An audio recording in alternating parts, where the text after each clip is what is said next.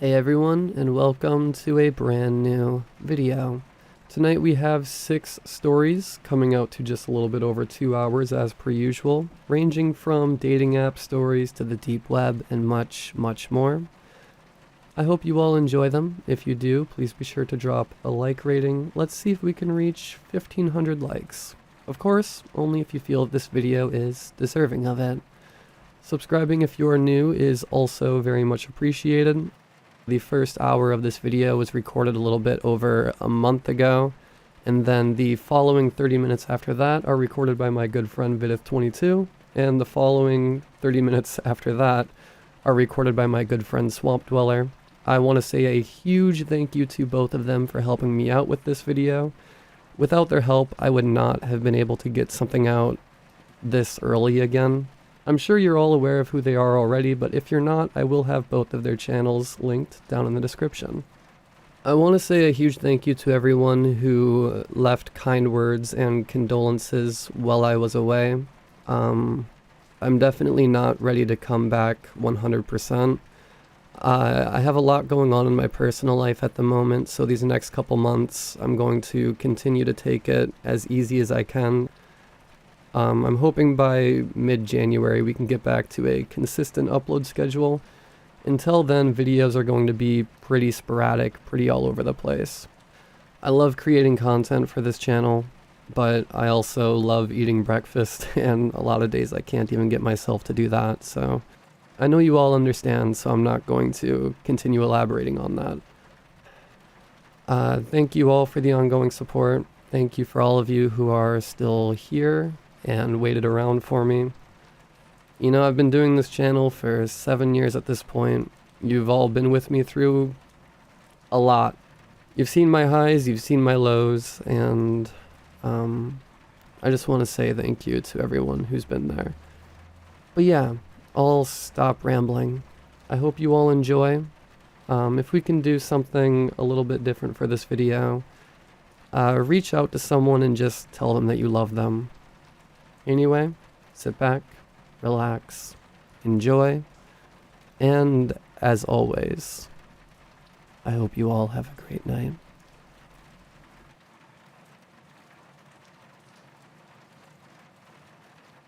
You've got a new match.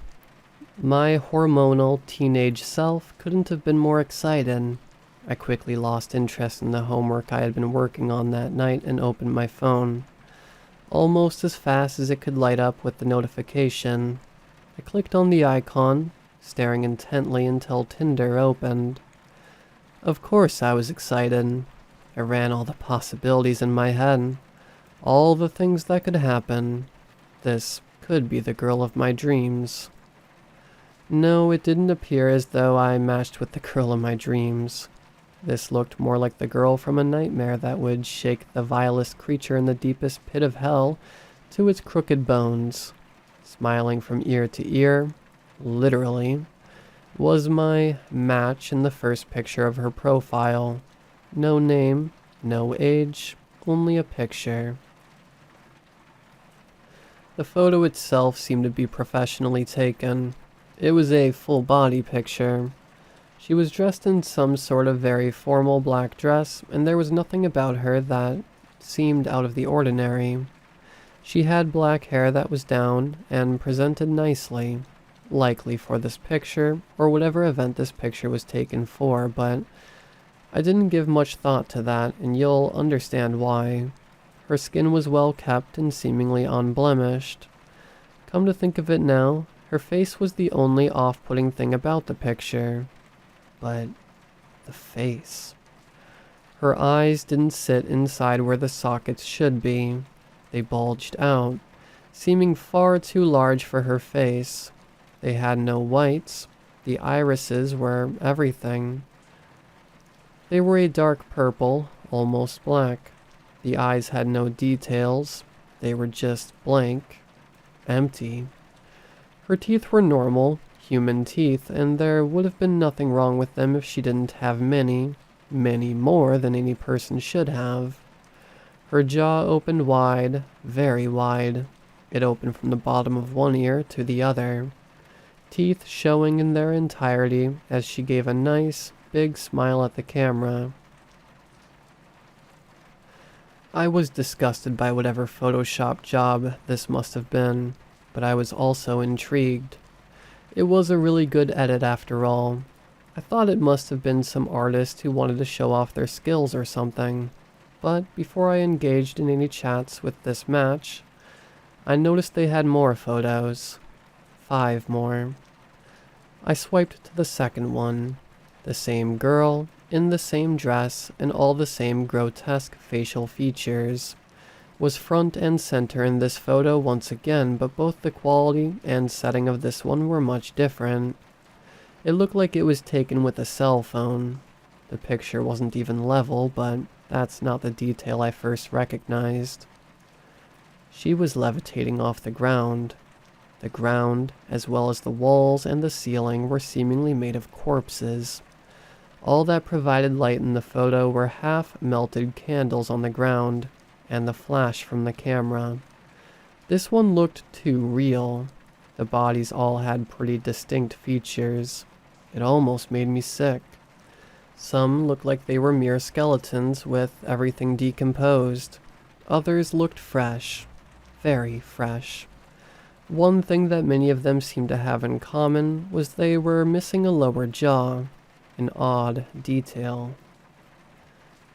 I scrolled past this one quicker than the last. It upset me the more I looked at it, but the third was more confusing.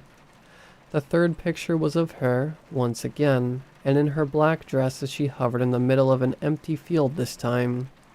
The quality of this picture was like that of the first. It seemed as if it were professionally taken and edited. The sky was an impossible shade of red. As a consequence, the entire image had a sort of red tint to it. Other than that, it simply looked as if it were some sort of farmland. This one didn't disturb me like the last, but it had an eerie feel to it.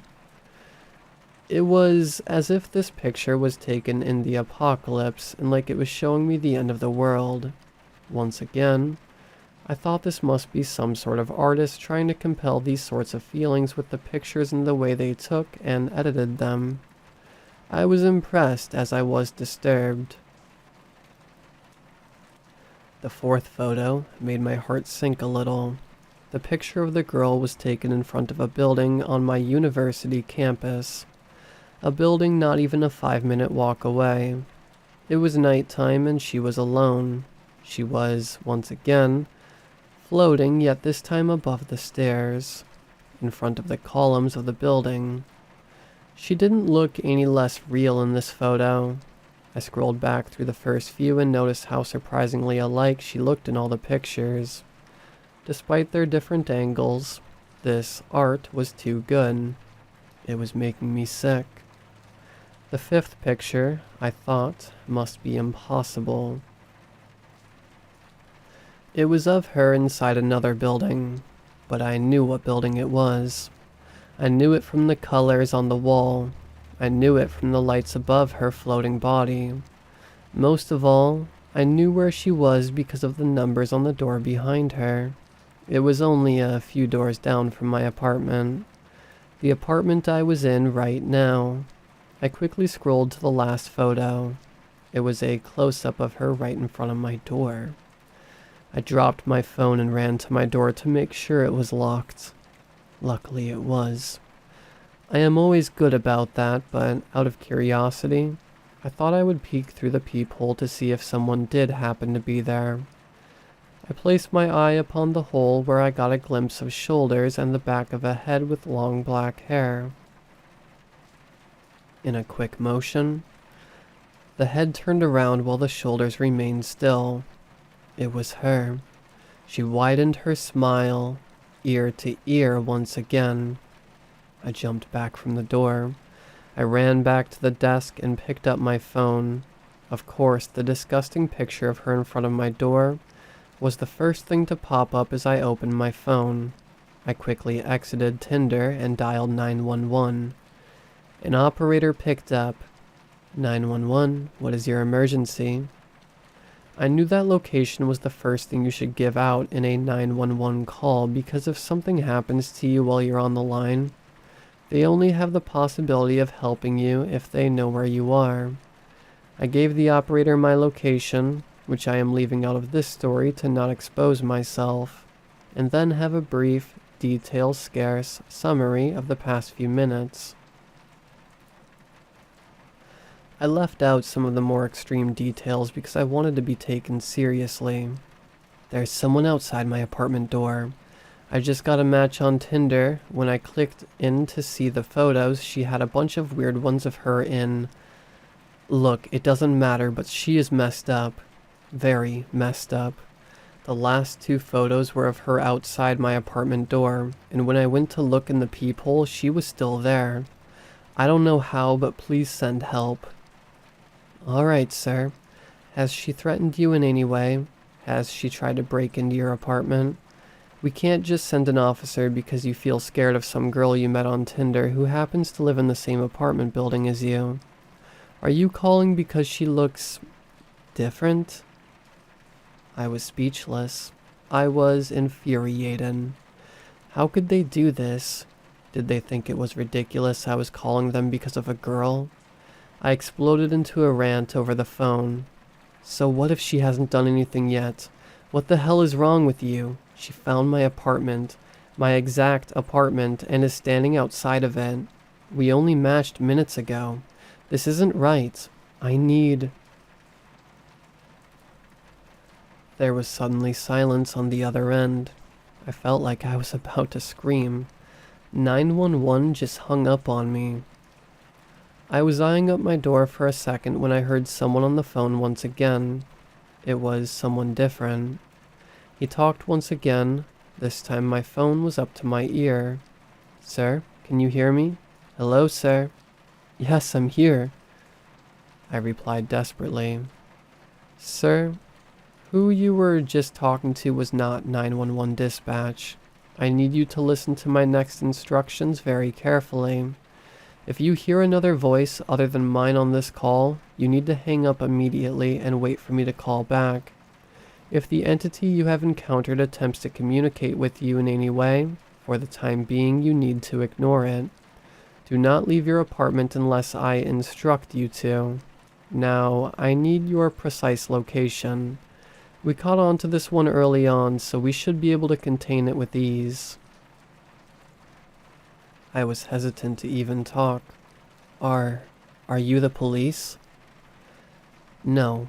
I work for an agency whose purpose is to locate and contain or eliminate entities like the one you have had the unfortunate luck of encountering tonight. I need your location now. Maybe I was stupid for giving this man on the phone my location, but with everything that had just hit me, I didn't hesitate. I gave him my address and apartment number. He was silent for only about 15 seconds. Alright, a team is en route to your apartment. Sit tight. Now we need to lay out a few more rules. I have the floor plans for your apartment. It looks like you've got a studio with 1 closet and 1 bathroom. Can you fit inside your closet? Yeah, but why would I need... If the lock on your apartment door unlocks, I need you to quickly shut off the lights and climb into your closet. Be silent until you hear the door shut once again. If any sinks or your shower turns on, I need you to shut them off as quickly as possible. If you hear splashing coming from your toilet, I need you to flush it immediately and close the lid. I need you to repeat these instructions back to me so that I know you understand. Okay, if I hear my door unlock, quickly shut off my lights and hide in the closet.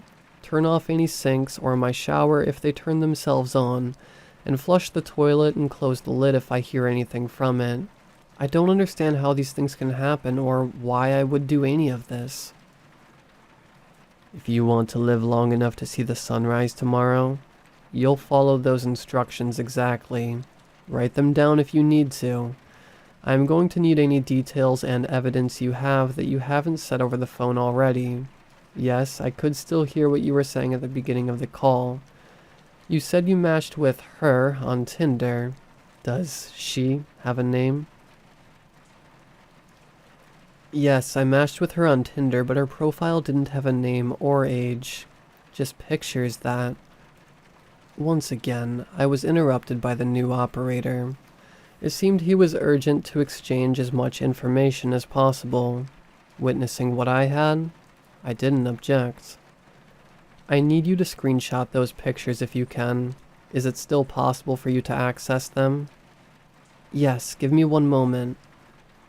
I opened Tinder up again and clicked on the profile. I quickly screenshotted each picture. Now what? What do you want me to do with them? Text them to the 911 number. Trust me, it'll work. I sent each picture as fast as I possibly could. Alright, looks like I've gotten 7. Give me a moment while I send these over to our intel team for identification. We might be able to find out enough about this thing to get rid of it right away. I need you to keep an eye out your window on the street. There will be... Wait, did you say 7?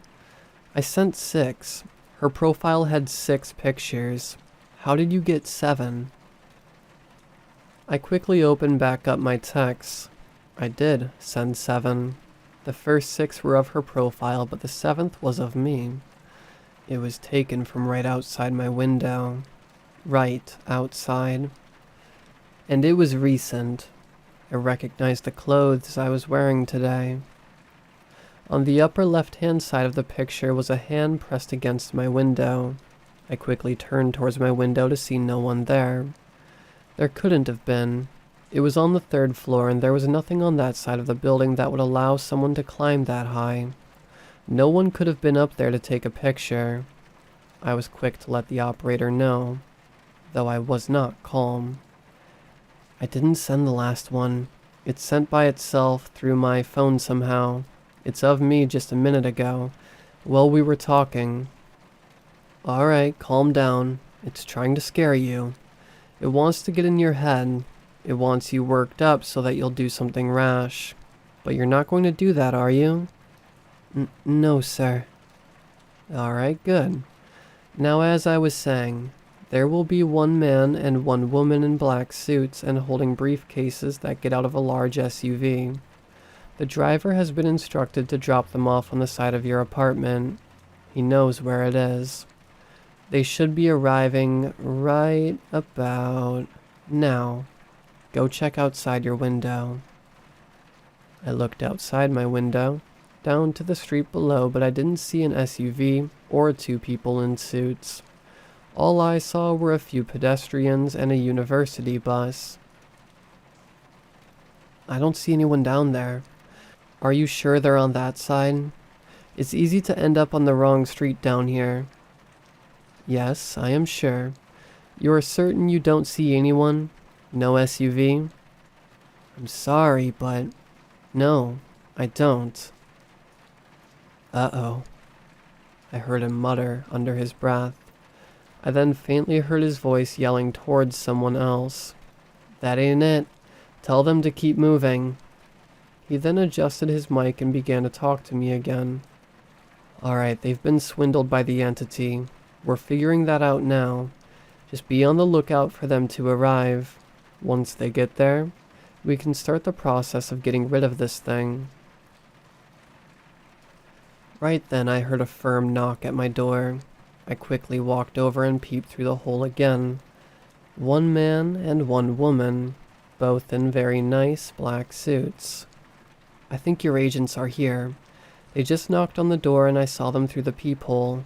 Should I let them in? The operator practically screamed through the phone. No, do not let them in. Those are not our agents. That is the entity trying to get you to open the door. Don't do it. Our agents will not knock. They won't try to get into your door. Get back to your window and watch for them to arrive. Tell me when they do. After a few more minutes of waiting, I finally saw a large SUV pull up in front of the apartment, and 2 people got out. One man, one woman, nice suits and briefcases. After they got out of the car, they looked up at my window as they made their way towards the entrance. The SUV drove off. Alright, they're here. Good. They're going to scout out the building, figure out what we're dealing with, and assess if another team needs to be called in. I'll let you know anything you need to do when I find out. Just stay on the line. I had started to feel relieved, albeit more confused. I did believe these people were here to help, but I didn't know what they could do to help me. How could two people from whatever this organization was possibly deal with this thing at my door? I contemplated the possibilities as I sat down in my chair for the first time in a while, finally calming down a little. This little moment of peace was just that, for not long after I sat down, I heard an electronic click from my door as I jumped from my seat. I remembered the operator's instructions. I quickly hit the light switch and picked up the kitchen knife before hopping into my closet. The door just unlocked. I'm hiding with the lights off as you told me. I whispered into my phone. He responded quietly and with as fast a message as he could muster. Just be quiet and don't move. She can't open your closet door, and she has no interest in taking your things. No matter what she says, do not respond and do not react. Do not leave the closet until you hear the door close again. Do not hang up this call. As soon as he finished speaking, the door opened. I didn't hear any footsteps, but I knew she was in. I focused on controlling my breathing to make it as quiet as possible. I must have been in there for a good 5 minutes before I heard any noise. Nothing. Not a step, not a door opening, not a single thing moved around. I couldn't even hear breathing. I was tempted to leave, but I did as I was told and stayed still. Doing that had served me well up until this point. I just about gasped and gave myself away when she eventually spoke. In a sweet and dulcet voice. What's wrong? Don't want to hang out tonight? After she got no response, she would wait about 10 seconds and say something new, trying to be more provocative each time. This went on for a few minutes. Come on, we matched and you know it.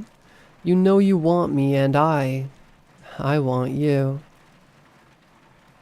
Well, if you're not ready, that's all right. I can wait. I can wait a long time. I'll wait for however long I need to for you to come out. You know I don't bite. I'm just a very, very good kisser. You can ask the others. You can meet them too. But why don't you try it yourself? Just come on out. What have you got to lose? I know how lonely you are. I know I'm the only one you'll ever have a chance with. At least I'm the only one who will love you forever.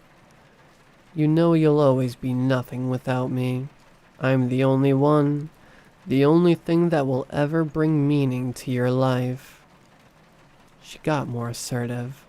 I could hear her voice getting closer each time she spoke, trying to get me to come out. Eventually, she was so close to the closet door she was practically touching it. She might have been. It was obvious she knew I was in there, but the operator said to sit put and that she couldn't open the door. I trusted him for now.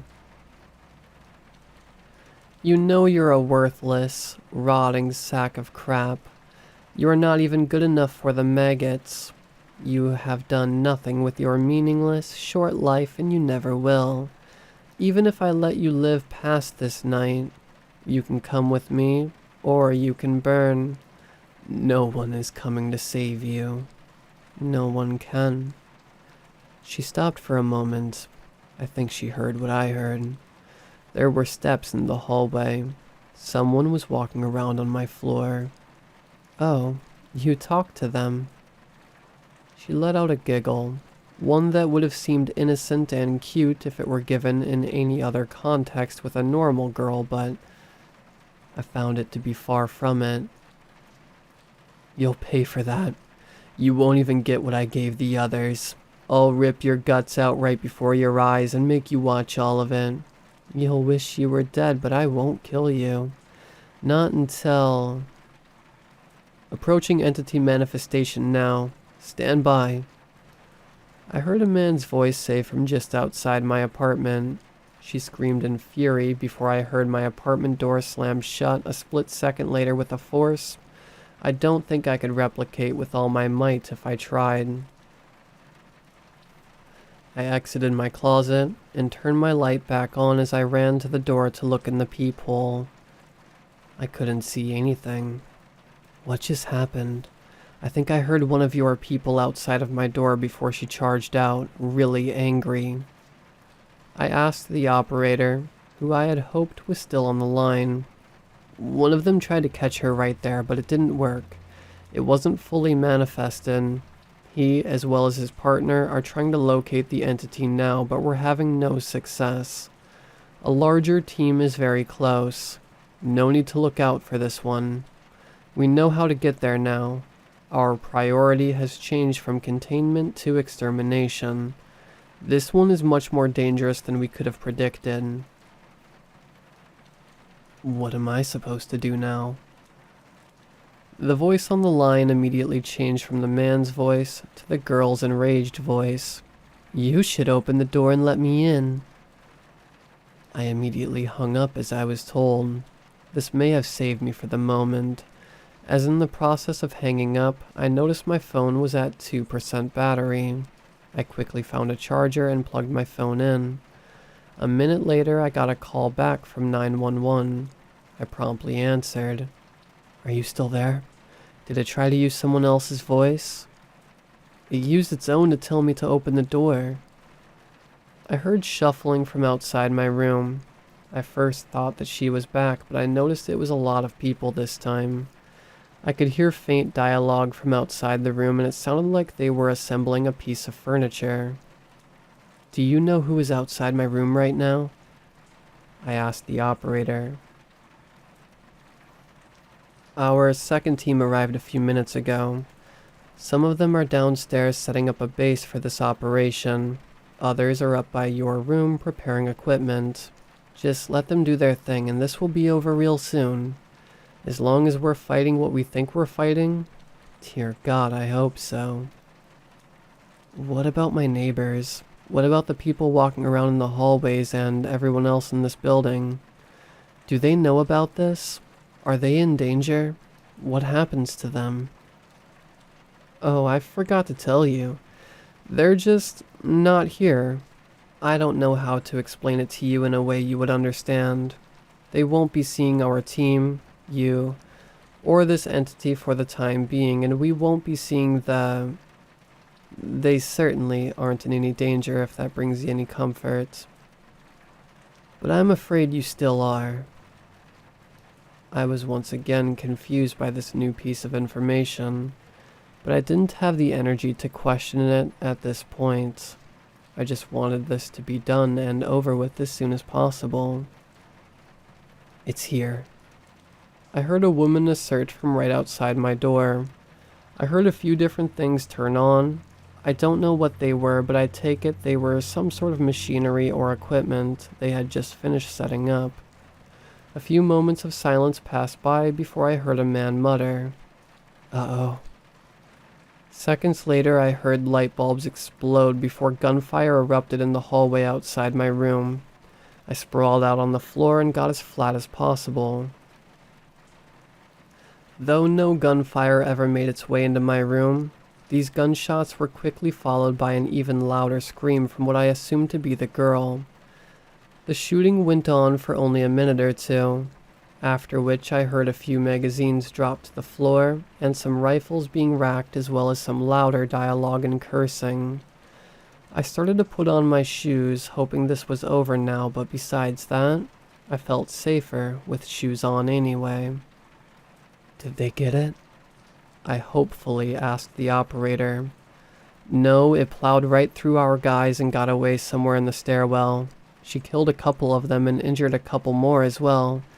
We underestimated her again, but now we know what we have to do. We're almost through with this. Just keep a level head and you'll be alright. I sat down, silenced. 2 people just died on my behalf. 2 people died because I, being the stupid teenager I am, had to be on Tinder messing around. I checked my phone. It hadn't gotten much more of a charge by this time. It was only at 7%. I waited there for another 5 minutes. I just sat in guilt with my head resting in my hands, thinking of how all this could have been avoided before I heard something coming from my bathroom. I picked up my phone, unplugged it, and walked over, pushing the door open to get a peek. Hands were coming out of the toilet bowl and gripping the seat. She pushed down against the seat of the toilet as she attempted to force herself up out of my toilet. I screamed and fell back against the wall. Her head made it out. She was wounded, blood covering her face and arms. I could see that one of her eyes had been shot out and blood still ran out from the socket.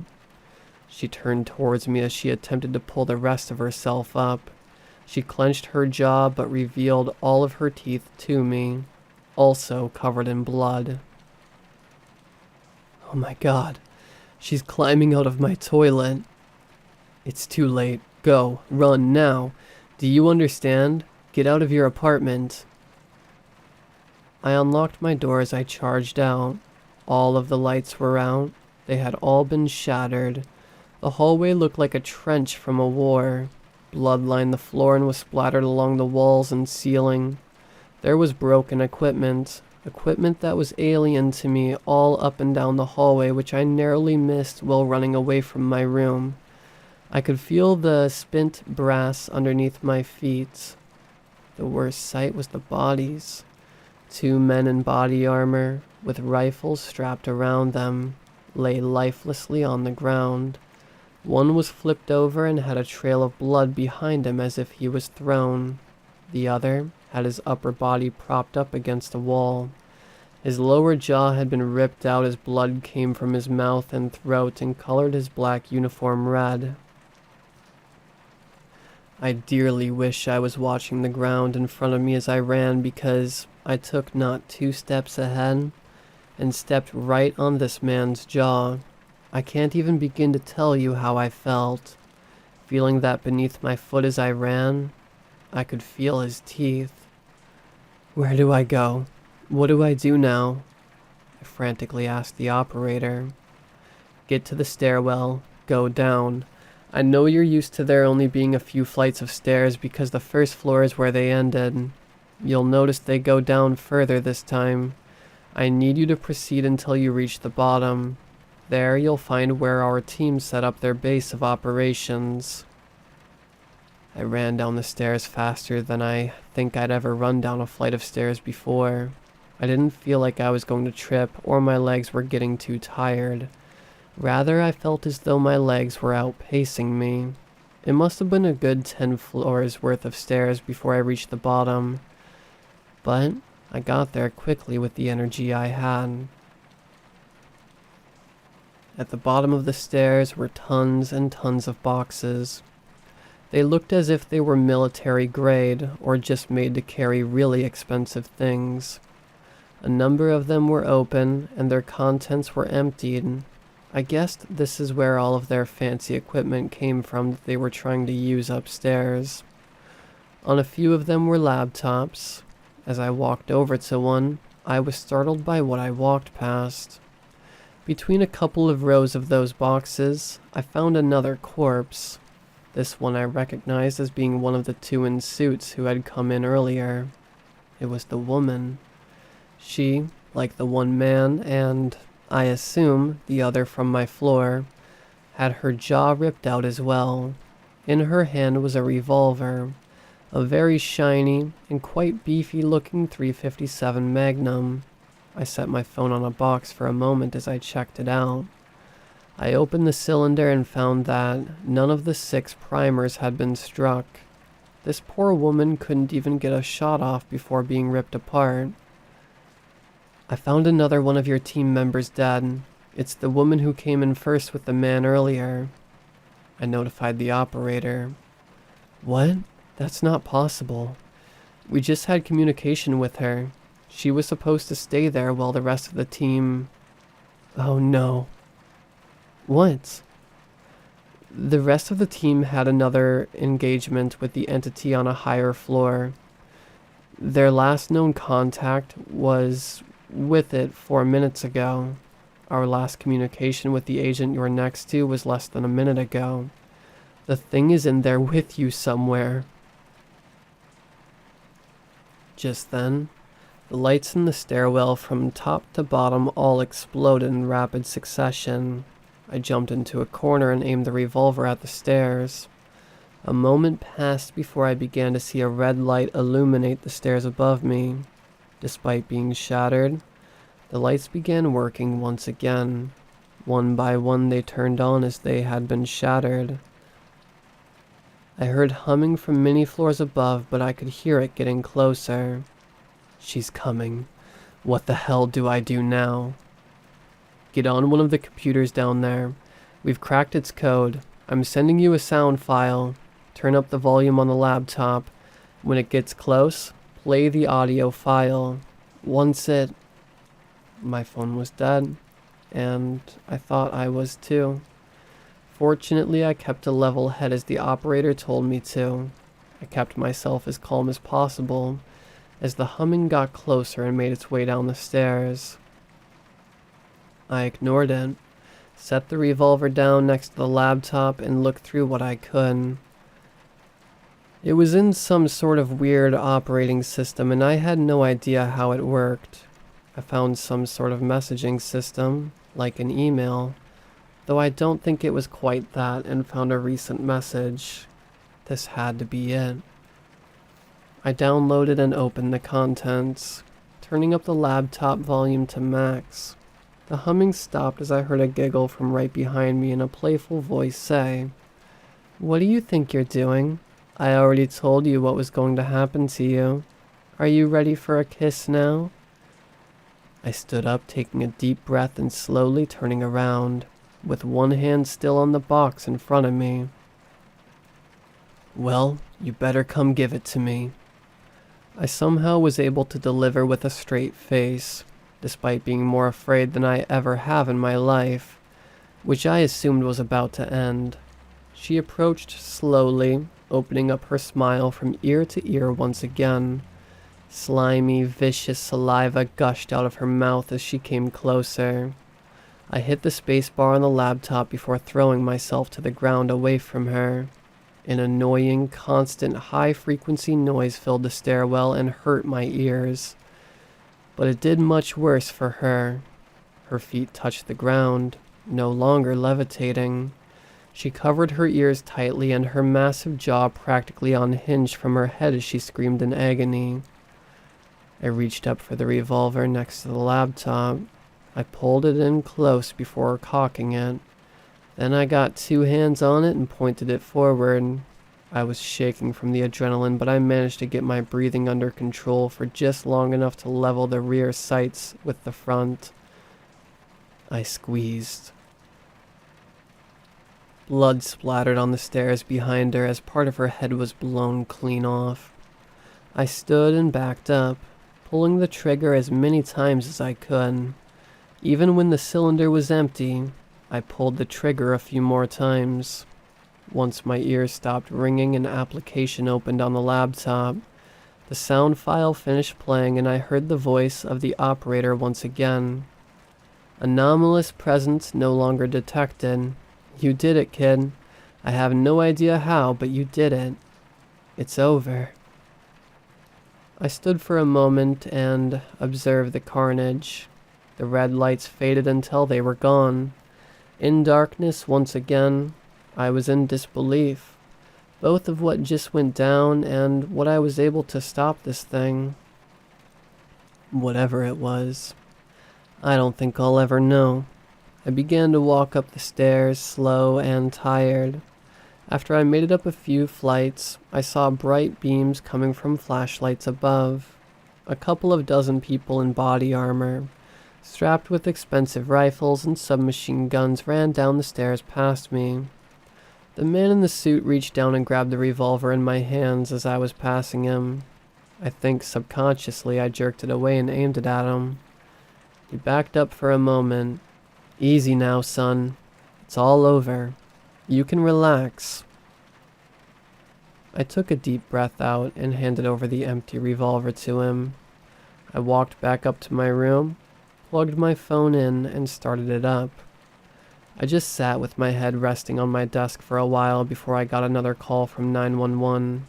I picked it up and the operator began to speak once again. Well, you did it. We've been hunting this one for a while now. It's gotten more victims than almost all of the others combined, but now, it's gone thanks to you. Are you injured? I can get the paramedics to you if you need them. I just sat in silence. I didn't have the energy to speak anymore. Alright, you need a minute to decompress and catch your breath, it seems. Stay in your room for the next hour and everything will be back to normal outside of your apartment. Our team, all of the equipment and the chaos left in the wake of all this will be out of sight and out of mind. I know it doesn't make any sense to you, and that will only make processing all of this harder. Just know that if you call your emergency line again, we'll be listening. We'll be here to help. Oh, and one more thing. You would be doing not just us, but the whole world and yourself a favor if you never spoke about this. Our anonymity and secrecy let us help everyone else out there. I hope you understand. Goodbye now. Stay safe. If you've read this far, you know I've ignored the last thing the operator said to me. I want everyone out there to know. I want everyone to know that you could become the victim of one of these things in the blink of an eye. I want you to know that there are people out there hunting them down and they seem to not exist by any publicly displayed government information. I want people to know what to do when they call 911. I have no proof. My apartment building did return to normal. I am suddenly missing the text history I had with 911. I am not matched with that profile on Tinder. I have nothing. I also want to know more. Have any of you fallen victim to one of these things? Have any of you heard of them? What are they? Do you know more about this organization? How was my apartment building changed that night? How was reality bent and shaped back to normal? Please reach out. I need to know more. I was just about to hit the post button when my phone suddenly blew up. You've got a new match. My phone displayed it 100 times over. They're coming for me now. I need to make a call.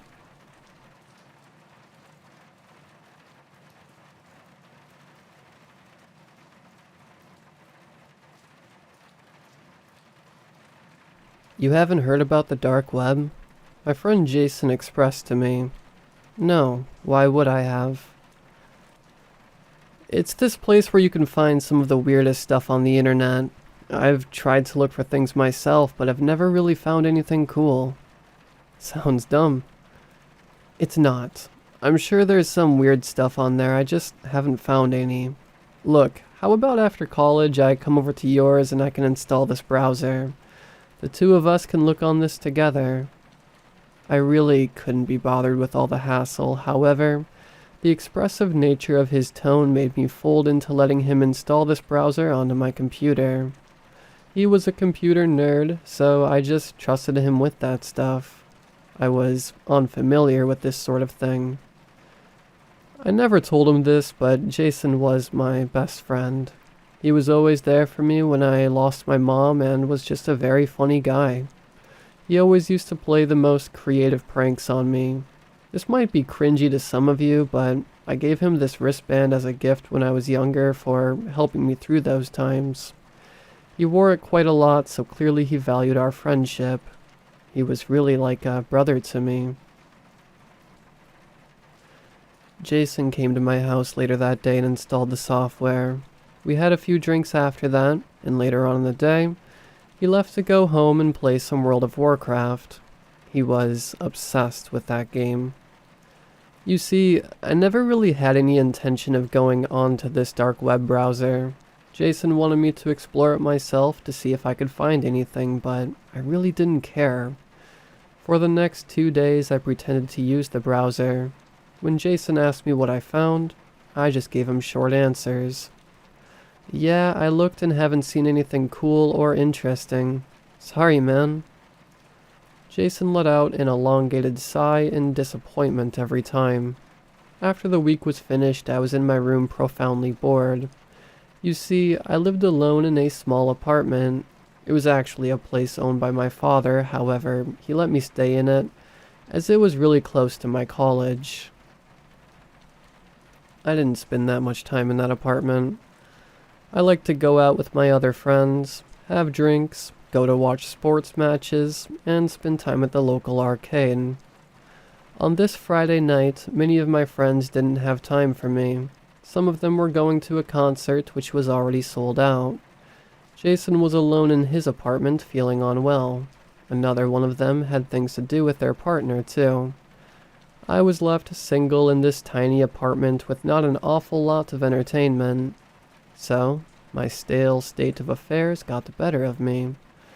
I made myself a cup of coffee and sat in isolation by my computer desk. I decided to use the browser Jason had installed to see if I could actually find anything of interest. When I opened the software, I was surprised to see that it looked like any other natural browser. It was called Doorfront, which I thought was an extremely bizarre title. It had everything you'd expect: a search bar, some tabs at the top of the screen, and some colorful touches to the background of the page. My eyes skimmed across all the tabs and everything seemed exactly like Google.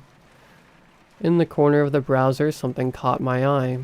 There was a smaller link which had a different color than the rest of the headings.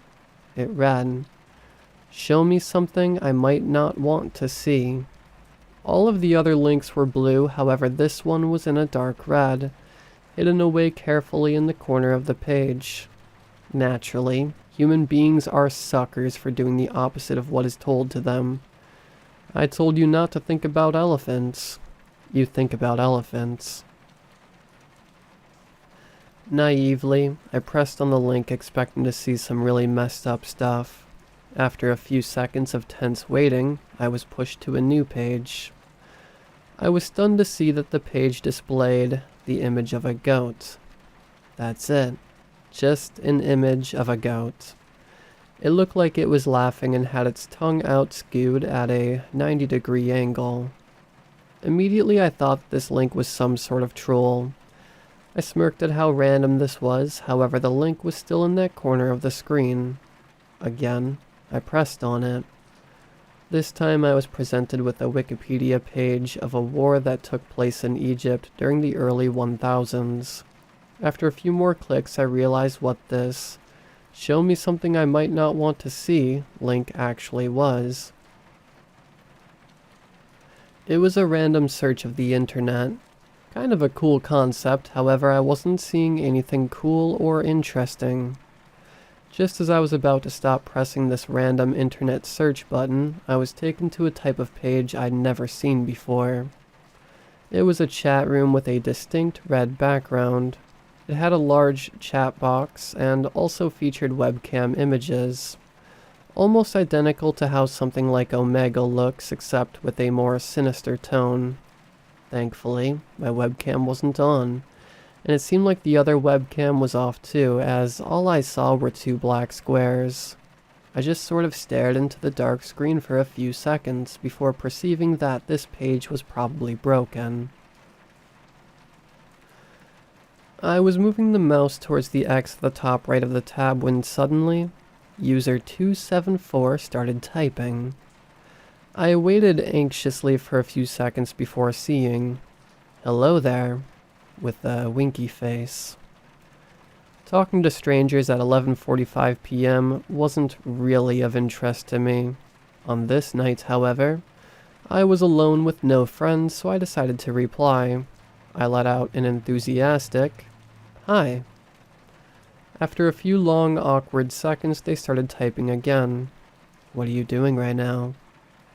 This seemed like a forward question, however, I lousily answered, Not much, TBH. I was already getting bored. Pressing the random internet search button was more fun than engaging in small talk with a random person. I moved the mouse over towards the "show me something I might not want to see" button. After a firm click, it appeared that the link was now not working for some strange reason.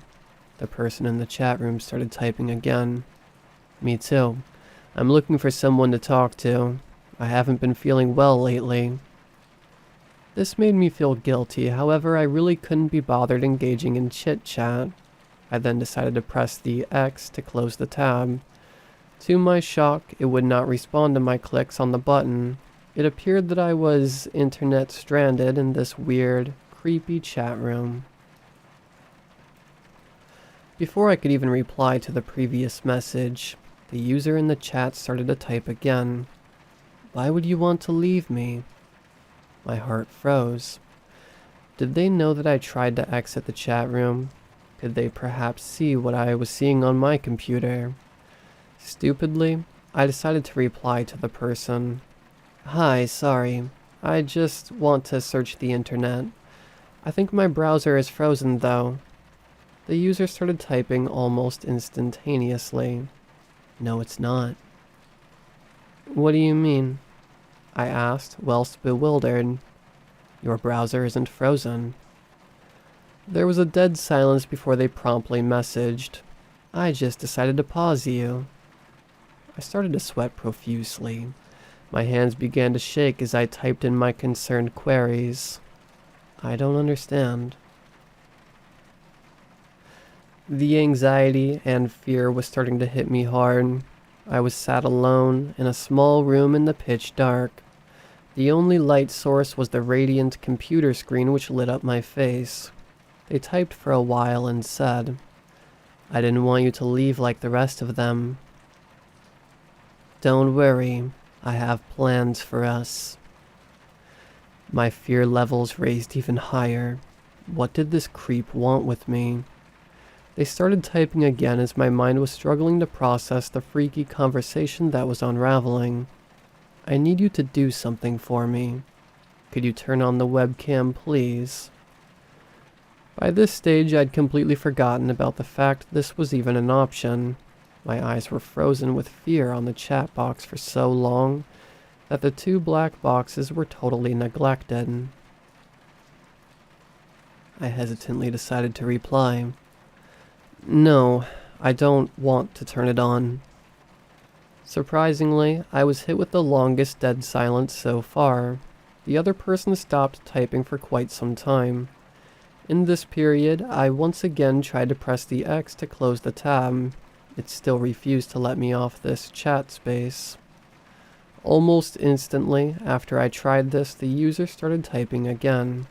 If you try to leave again, something really bad will happen. Stop trying it.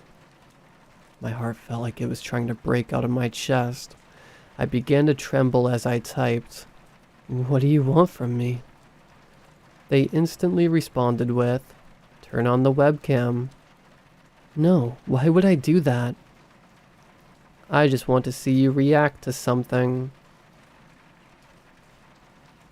Part of me was tempted to just press the webcam on button. Maybe if I reacted to whatever this freak wanted, he'd leave me the hell alone. Nevertheless, I stood firm that I was not going to turn on the webcam. I'm not going to do that. Can you please just leave me alone? All of a sudden, something strange happened. My mouse was completely frozen. No matter how I moved it, the cursor was stuck near the bottom of the screen. The user started typing. Fine. I'll do it myself then. I read in confusion before I was drawn to something horrifying. The cursor started to move on its own accord. I held a shaky stare as I watched it slowly move towards the webcam on text. Before I knew anything else, the button was pressed and my webcam was on. I saw my startled, shaky face pop up in the black box for a few seconds. Very quickly, I put my hand over the webcam and covered it with a firm grip. The person started typing again. Now I've seen what you look like. Wow. Move your hand right now. I need you to see this. I didn't oblige, and if anything, I further tightened my grip on the webcam camera.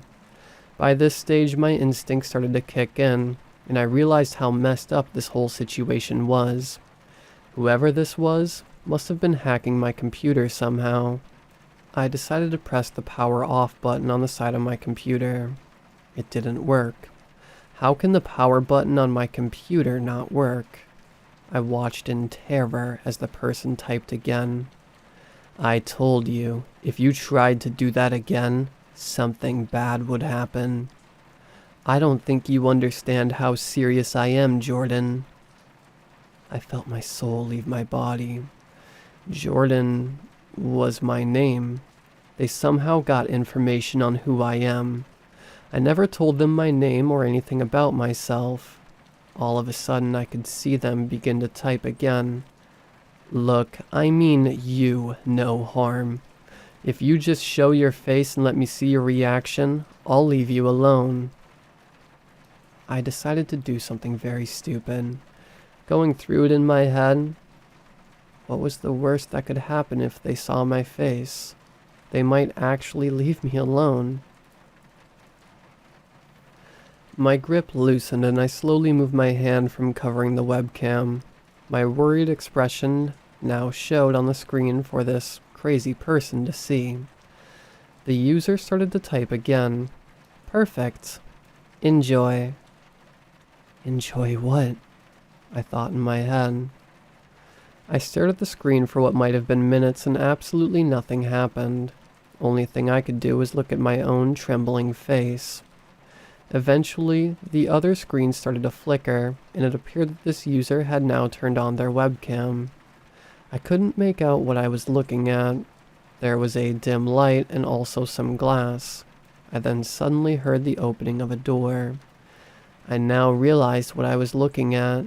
It appeared that this camera feed was coming from the inside of a car. Whoever was on the other end had left the webcam of what I presumed was a laptop facing towards the car door. When the car door opened, I gasped as I saw a figure in a dark hooded coat just stand there menacingly. They leaned in and looked directly into the webcam. I could see that they were wearing a dark ski mask.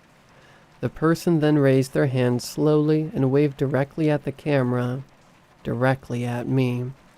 The person then did a quick 180-degree turn and began to walk the opposite direction away from the car. As the person visibly got smaller, I could see more and more about where this person was parked as they left the car door open.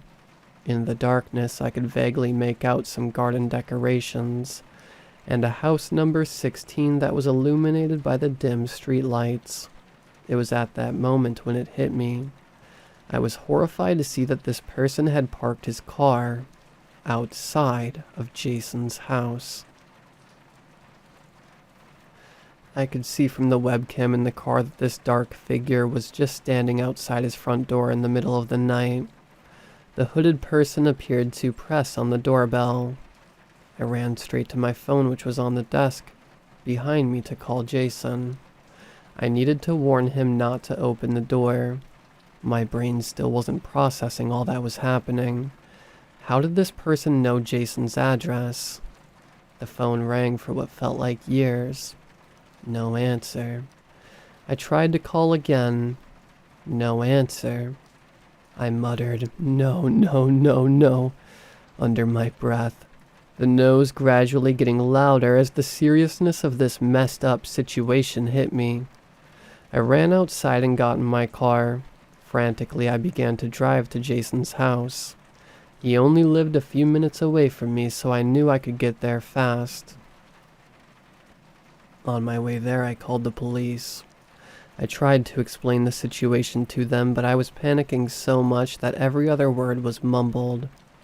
They understood enough to send help to Jason's house as soon as possible.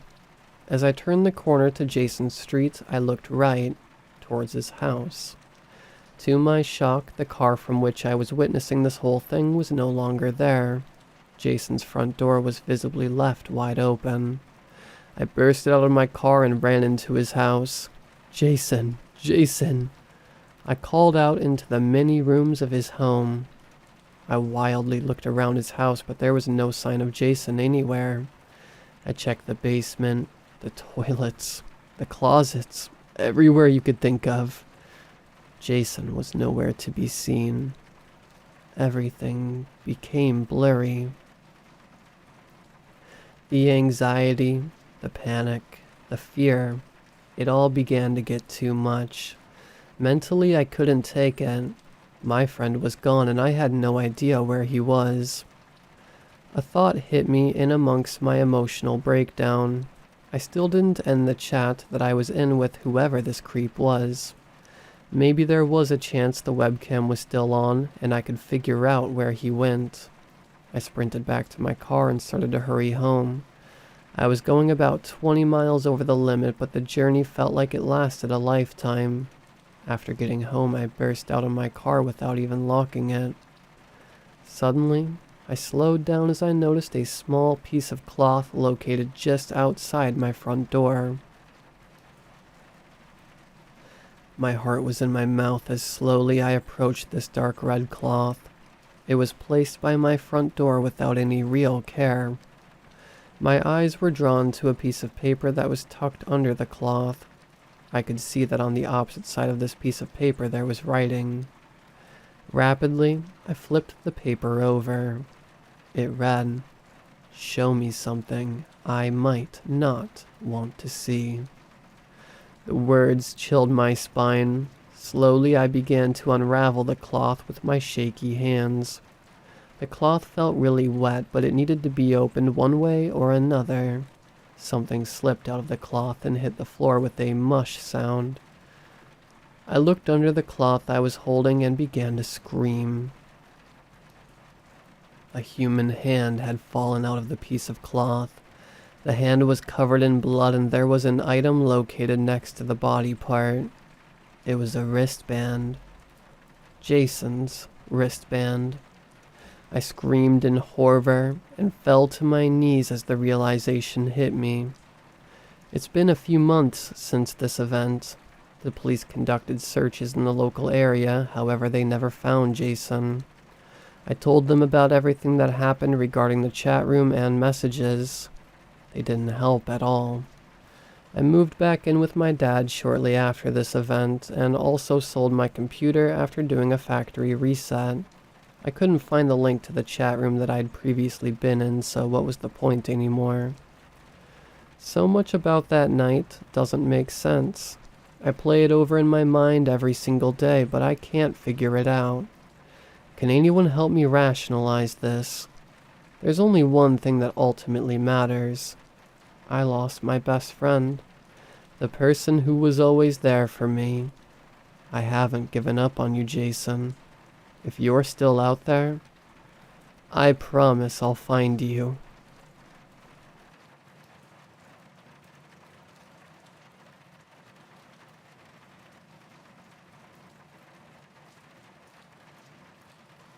Maybe Joey Manifoli was going soft, but he pitied the old man. Tall and stooped as if under a great weight, his roomy eyes brimmed behind the lens of his horn-rimmed glasses. He looked like he was about to cry. His mustache, dull, sandy brown just a month ago, had gone completely gray, and the lines in his narrow face seemed deeper, sharper. His white coat hung slack on his gaunt frame, and his black bow tie drooped like a wilted flower. His knotty hands trembled slightly, as if with Parkinson's, and his Adam's apple bobbed up and down. His voice came in a low, frog-like croak, and speaking was visibly difficult. If a man had ever been down on his luck, it was Lenny Watterson. "Next month," he said. I swear, I have to bury my wife." They were standing in the middle of the Wattersons' pharmacy on Leiford's Boulevard. The black and white checkerboard tiles gleamed in the light of the September sun, and the scent of cinnamon lingered in the air like a pleasant sepia-tone's memory.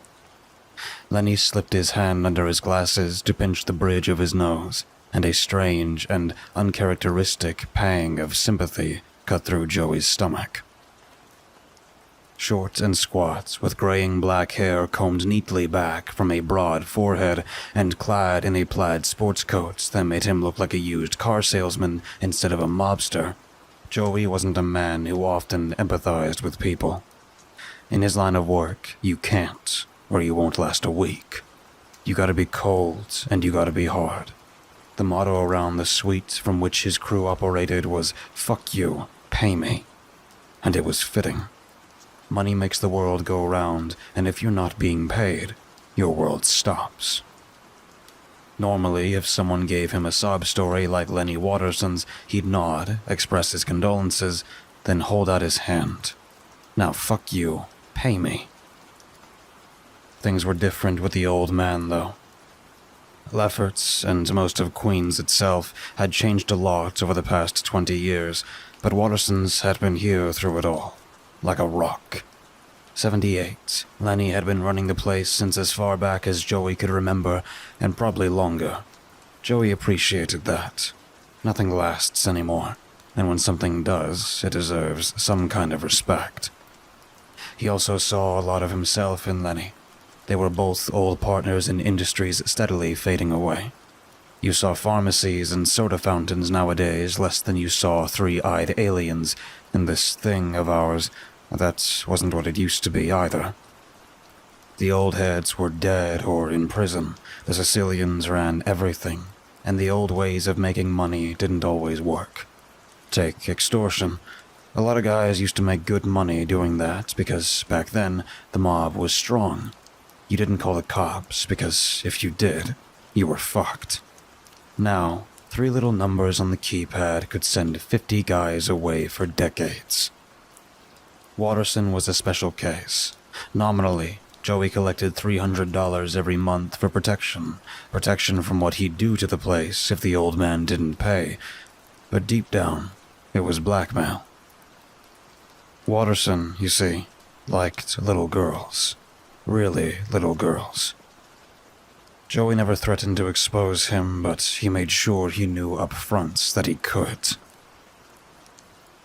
"I'll pay you next month, I swear," Watterson repeated. Joey put his hands on his hips and sighed. He glanced at the boy on his left, tall and lanky with black hair and an olive complexion just like Joey's. He wore jeans and a black zip-up hoodie. He stared down at his white tennis shoes and looked like he'd rather be anywhere but here. Last year, Joey's brother and his wife were killed in a car crash, and Bobby came to live with him. He was a good kid, but too goddamn lazy, so Joey had been showing him the ropes. That way, maybe he'd make something of himself one day. Showing a mark of mercy would set a bad example, but he couldn't bring himself to go hard. Not on Lenny. He couldn't walk away empty-handed, though. All right, fine," Joey said, and gestured with his hands. "Look, I'm fair. We've been doing this a long time and you've always been good about paying, so here's what I'm gonna do." Watterson swallowed thickly and braced himself. "I'll waive the payment, and this payment only. But come on, you gotta give me something." The old man nodded. "Whatever you want." "What do you got?" Watterson opened his mouth, then closed it again.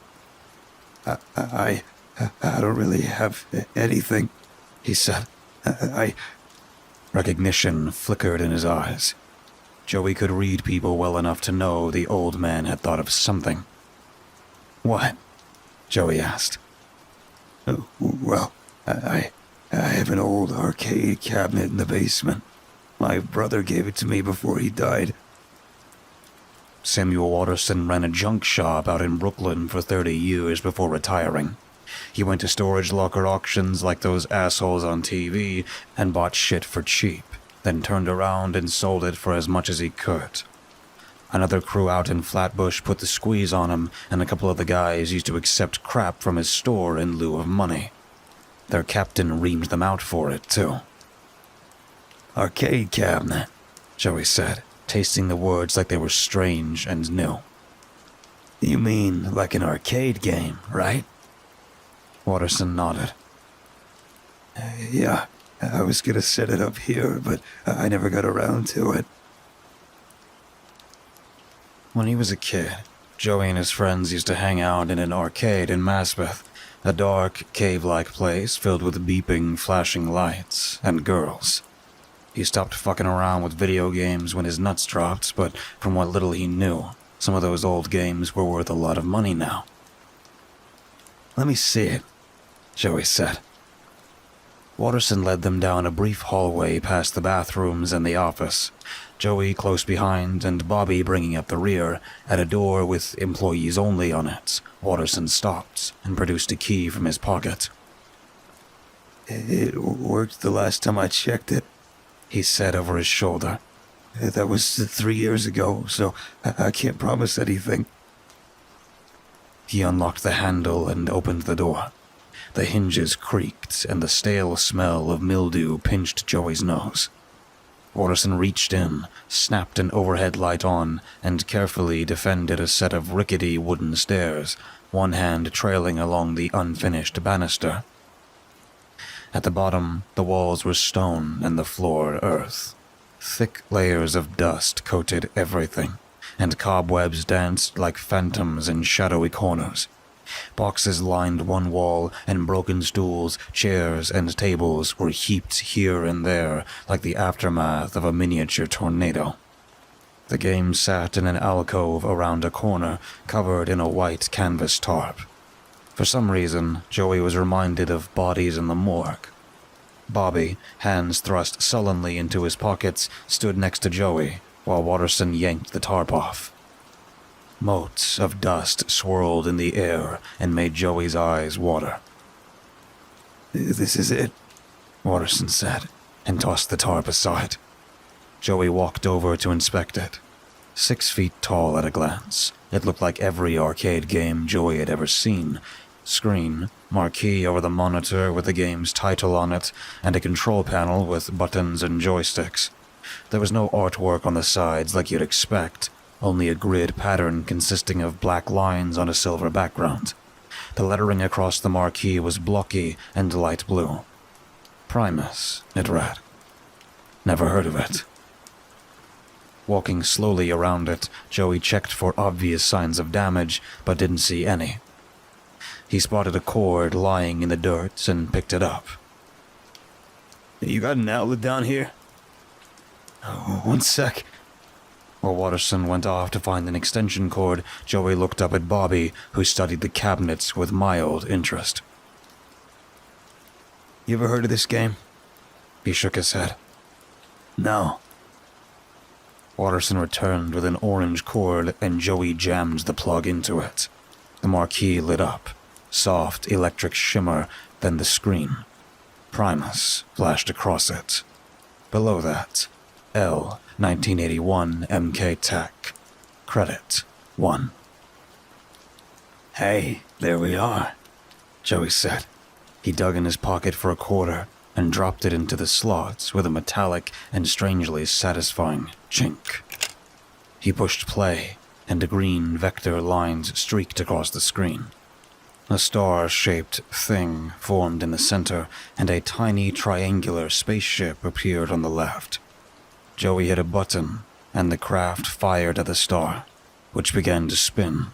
A low, buzzing sound filtered from unseen speakers, and Joey's fillings vibrated, making him wince. It works? Watterson asked.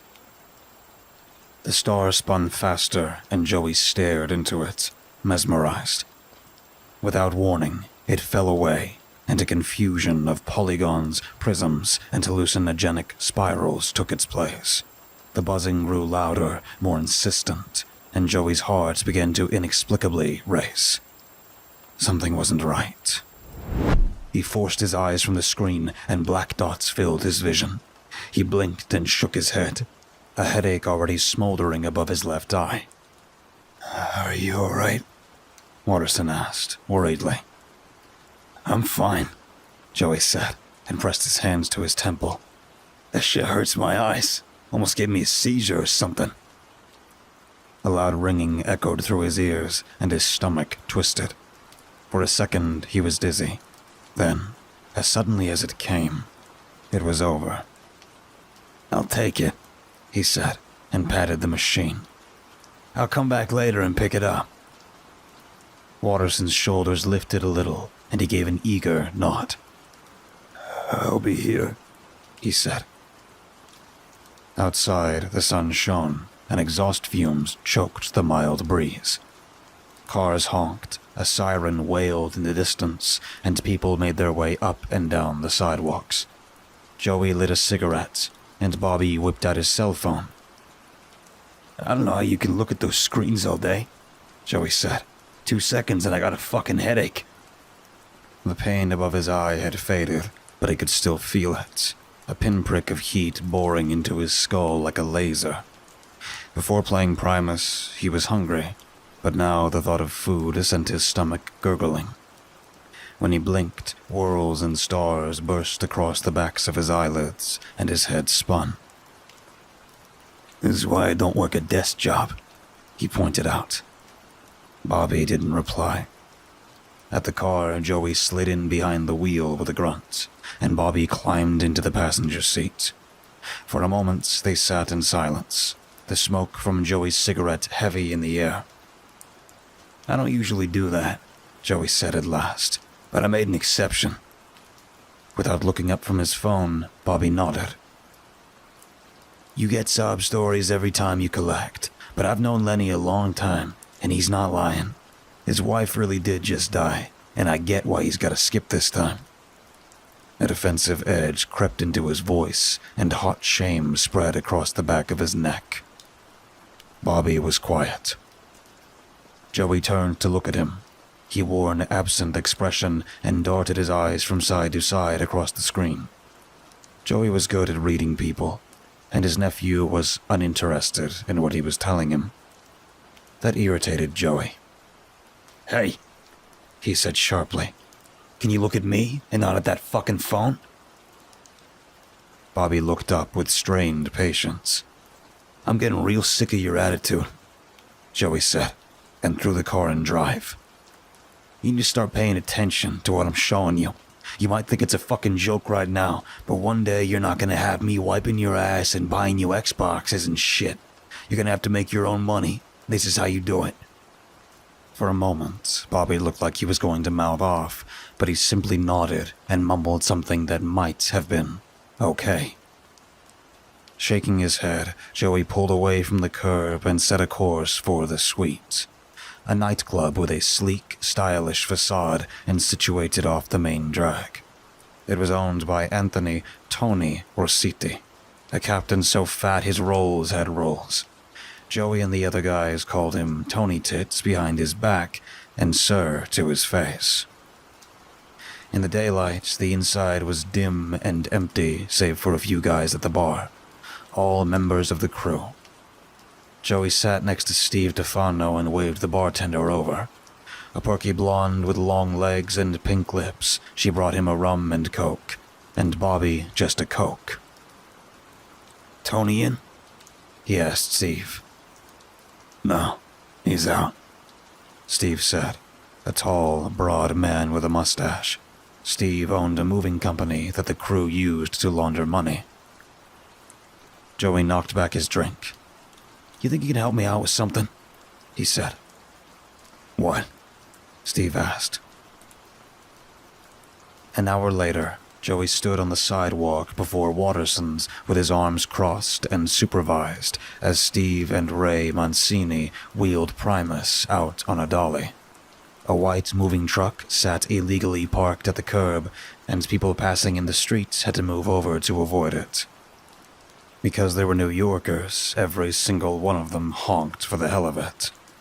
The cabinets, covered once more by the tarp, leaned back against the handcart, and as they got it over the threshold, it started to tip. "Watch it," Joey started. Steve caught it before it could fall, and Joey walked alongside, hand out to stop it if it fell again. Grunting, straining, and sweating, Steve and Ray got it up the ramp and sat it against the far wall. then wrapped ratchet straps around it to keep it from falling during the drive. I didn't know you liked video games, Ray said, a mocking hilt in his voice. Yeah? So what if I do? He held his hands up in a placated gesture. Nothing's wrong. It just, maybe it's time you grew up and got your head out of your ass. Steve snickered, and Bobby turned his head away to hide his smile. Just shut up and do what I told you. Joey lived in a nondescript house on a quiet side street in far Rockaway. It was 2 stories, brick, and set tastefully back from the sidewalk. Steve backed the truck into the yard, then he and Ray wheeled the cabinet around back. Joey went ahead to unlock the basement door. Instead, the floor was heavily carpeted with a pool table in the middle. A dartboard hung catty-corner from the couch, and a flat-screen TV took up most of one wall. He and the other guys played pool and poker down here on occasion. He had Steve and Ray set the cabinet next to the stairs and only realized later that there was an outlet nearby. After Steve and Ray left, Joey stood before the game with his hands on his hips and stared at his watery reflection in the darkened screen. His fillings ached at the memory of its buzz, and the pain in his head returned. The compulsion to turn the cabinet on gripped him, and his heartbeat sped up. For a moment, he almost did. Then he ripped himself away and went upstairs instead.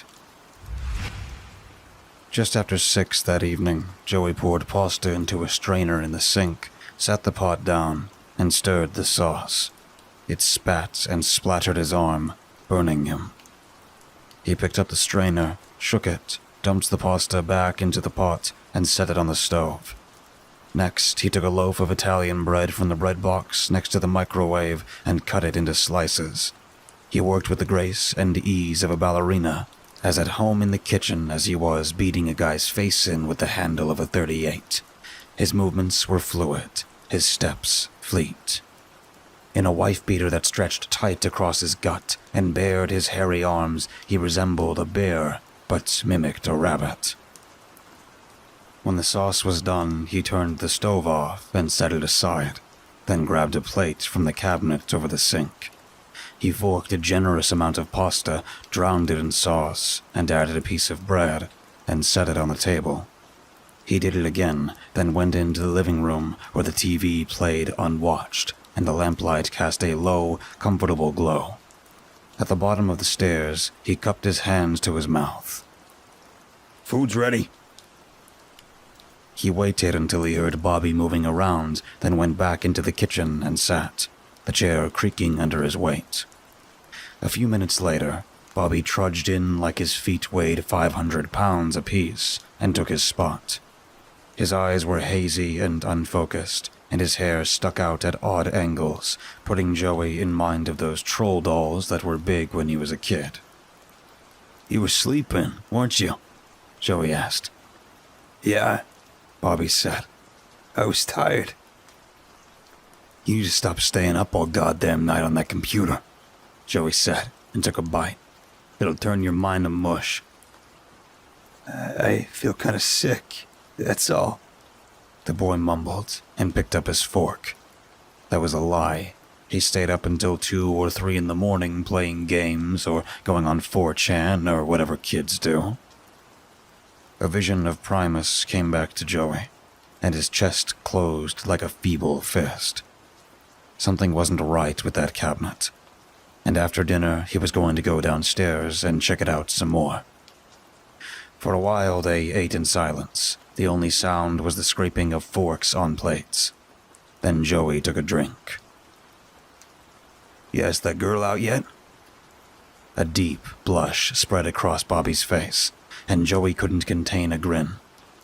Her name was Clara, or Kara, or something like that, and she lived a couple of houses down.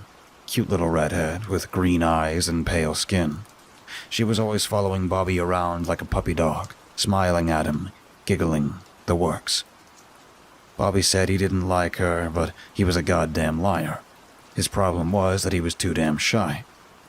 Not yet, he said. Why not? Joey asked. Bobby shrugged one shoulder. I don't know if she likes me like that. Throwing his head back, Joey laughed. You got a lot to learn, you know that? I can read people, kid. Trust me, she likes you. Wants to hold your hand the way Trump wanted to nuke that fucking hurricane. Bobby's blush turned bright red, and Joey laughed again. He liked picking on his nephew. In a fatherly way, of course. Those Irish girls are wild. I give it 5 minutes before she's dragging you in her house. Let's go to my room. Bobby choked on his food, and Joey slapped his back. Seriously, though, Joey said, and took a bite of his bread. You should ask her out. Stop being shy and shit. I'm not shy, Bobby argued. Whatever you want to call it, ask her out, or you're grounded. He grinned to show that he was playing. After dinner, Bobby did the dishes, then went back up to his room to do God only knows, and Joey went into the basement. The cabinet was where he left it, huddled at the foot of the stairs like a cat burglar with his back against the wall, listening. Joey favored it warily, as though it were a coiled snake instead of a video game, and the memory of the buzzing returned. Despite bitching and moaning about cell phones and computers, Joey owned one of each and used them frequently. Neither one made him feel like he was going to pass out the way Primus did, and though he kept it under wraps, he was a little worried. He blamed the game earlier, but maybe something was wrong with him. He was 53 and overweight with high cholesterol, the perfect candidate for a stroke. He didn't know much about strokes, but maybe the flashing lights and teeth-rattling hum of the cabinet triggered something. He sucked his bottom lip into his mouth and considered his next move. Part of him wanted to go back upstairs and forget about it, but another wanted to plug the game in and play it, just to see. If something was the matter with him, he needed to know about it. After an indecisive moment, he bent over, picked up the plug, and jammed it into the outlet. The marquee kicked in, and the air crackled with energy, setting his teeth on edge. He stood in front of the screen and stared at it. Primus, L, 1981, MK Tech. Credit 1. He reached into his pocket, found a quarter, and started to put it into the coin slot, but stopped. Maybe he shouldn't do this.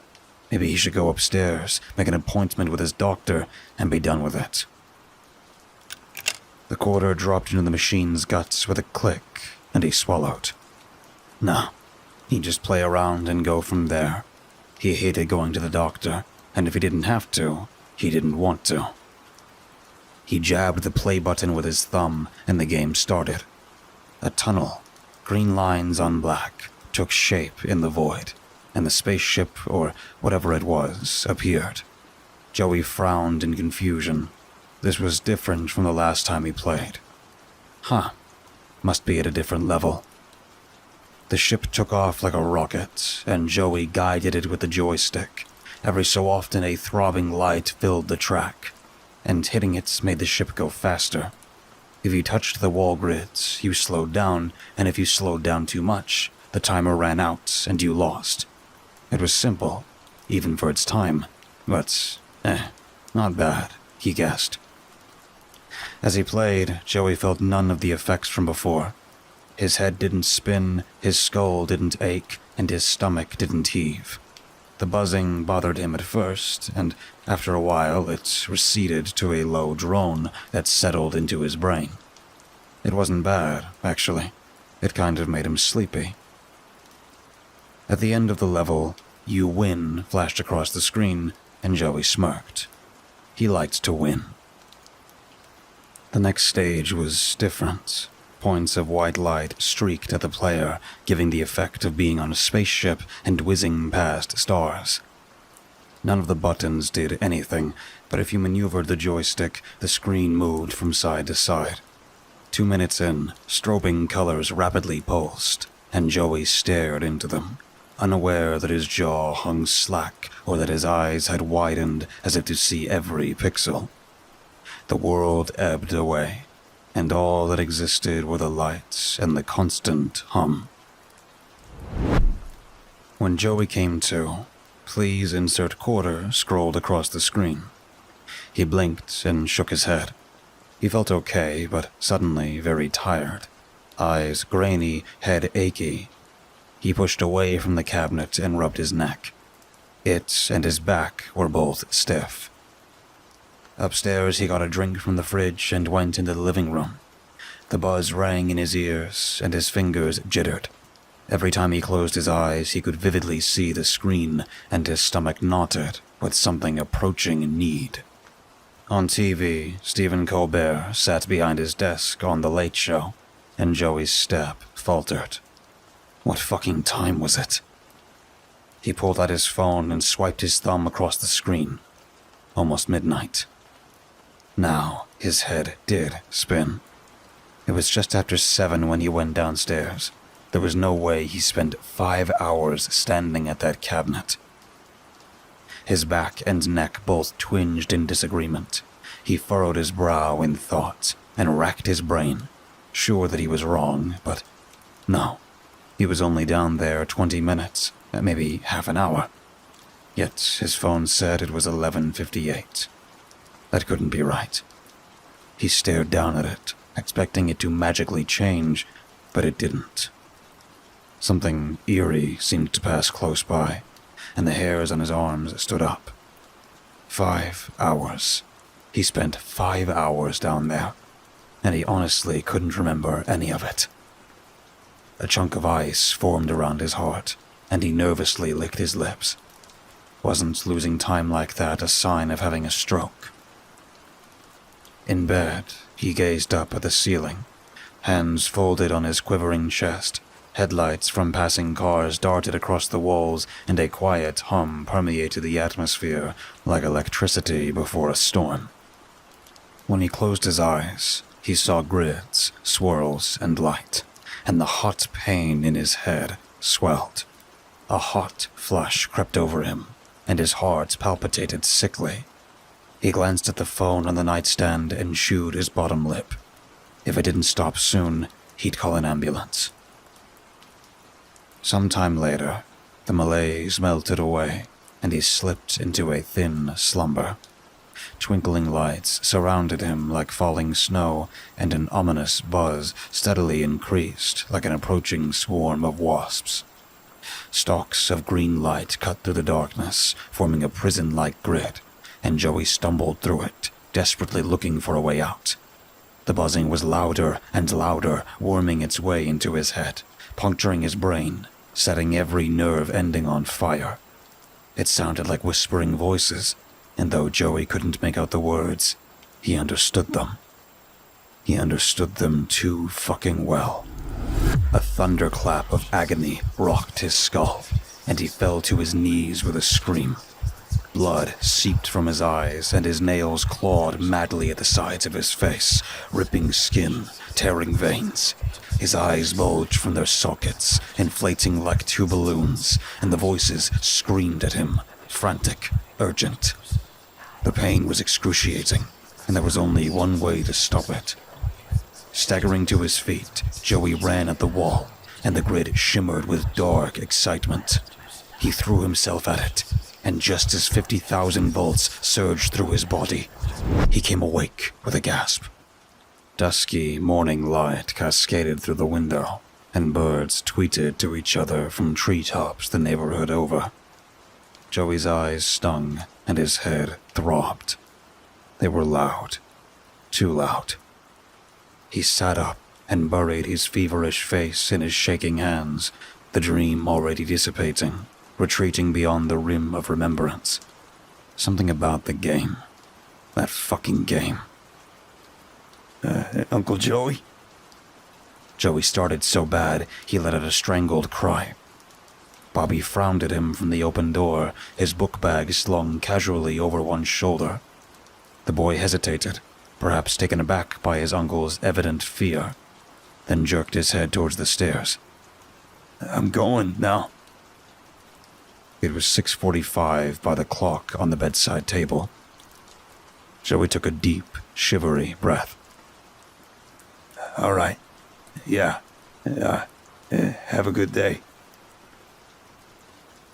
Are you all right? Bobby asked. Yeah, I'm fine. Bobby lingered for a second as if he wanted to say something. Then, mercifully, he went away, leaving Joey alone. All right, so something was wrong with him. He couldn't remember the dream, and aside from being shaky and afraid, he felt fine, but that didn't mean shit. A blood clot, cancer, some fucking thing was nestling in his brain, and if he left it alone, it'd flare up, just like it did last night. Like knots crackling in a fire. Picking up the phone, he dialed his doctor's office and made an appointment for 10. Done. He got up, went to the bathroom, and took a long, hot shower, the pounding water relaxing his tense muscles. In the kitchen, he made himself toast and drank a glass of orange juice. His eyes darted to the basement door, and he imagined he could feel the cabinet's presence. His hands twitched, and he could feel the ghost of the joystick incessantly prodding his palm, smooth and slick. He closed his hand, and his chest stirred as if with desire. You know, there was a common denominator here. Both times he spaced out, he was playing that damn game. It did something to him, triggered him. He wasn't saying it was the cabinet's faults, but it primed him, sparked him, whatever you want to call it. Now the urge to play it was bubbling in his mind like fizz. His fingers flexed, his throat went dry, and his midsection fluttered. He finished his juice and went into the living room. Good Morning America was on, and he tried to lose himself in it, but couldn't. It was too hot, too stuffy, the couch too lumpy. He shifted his weight, crossed and uncrossed his arms, tapped his foot. He felt tight, edgy, restive. He wanted to play that game. That admission dislodged a sardonic chuckle from his throat. It was true, though. Primus pulled his blood as surely as the moon pulled the tide. He raked his fingers through his hair and took a deep breath. He couldn't play it. Wouldn't play it.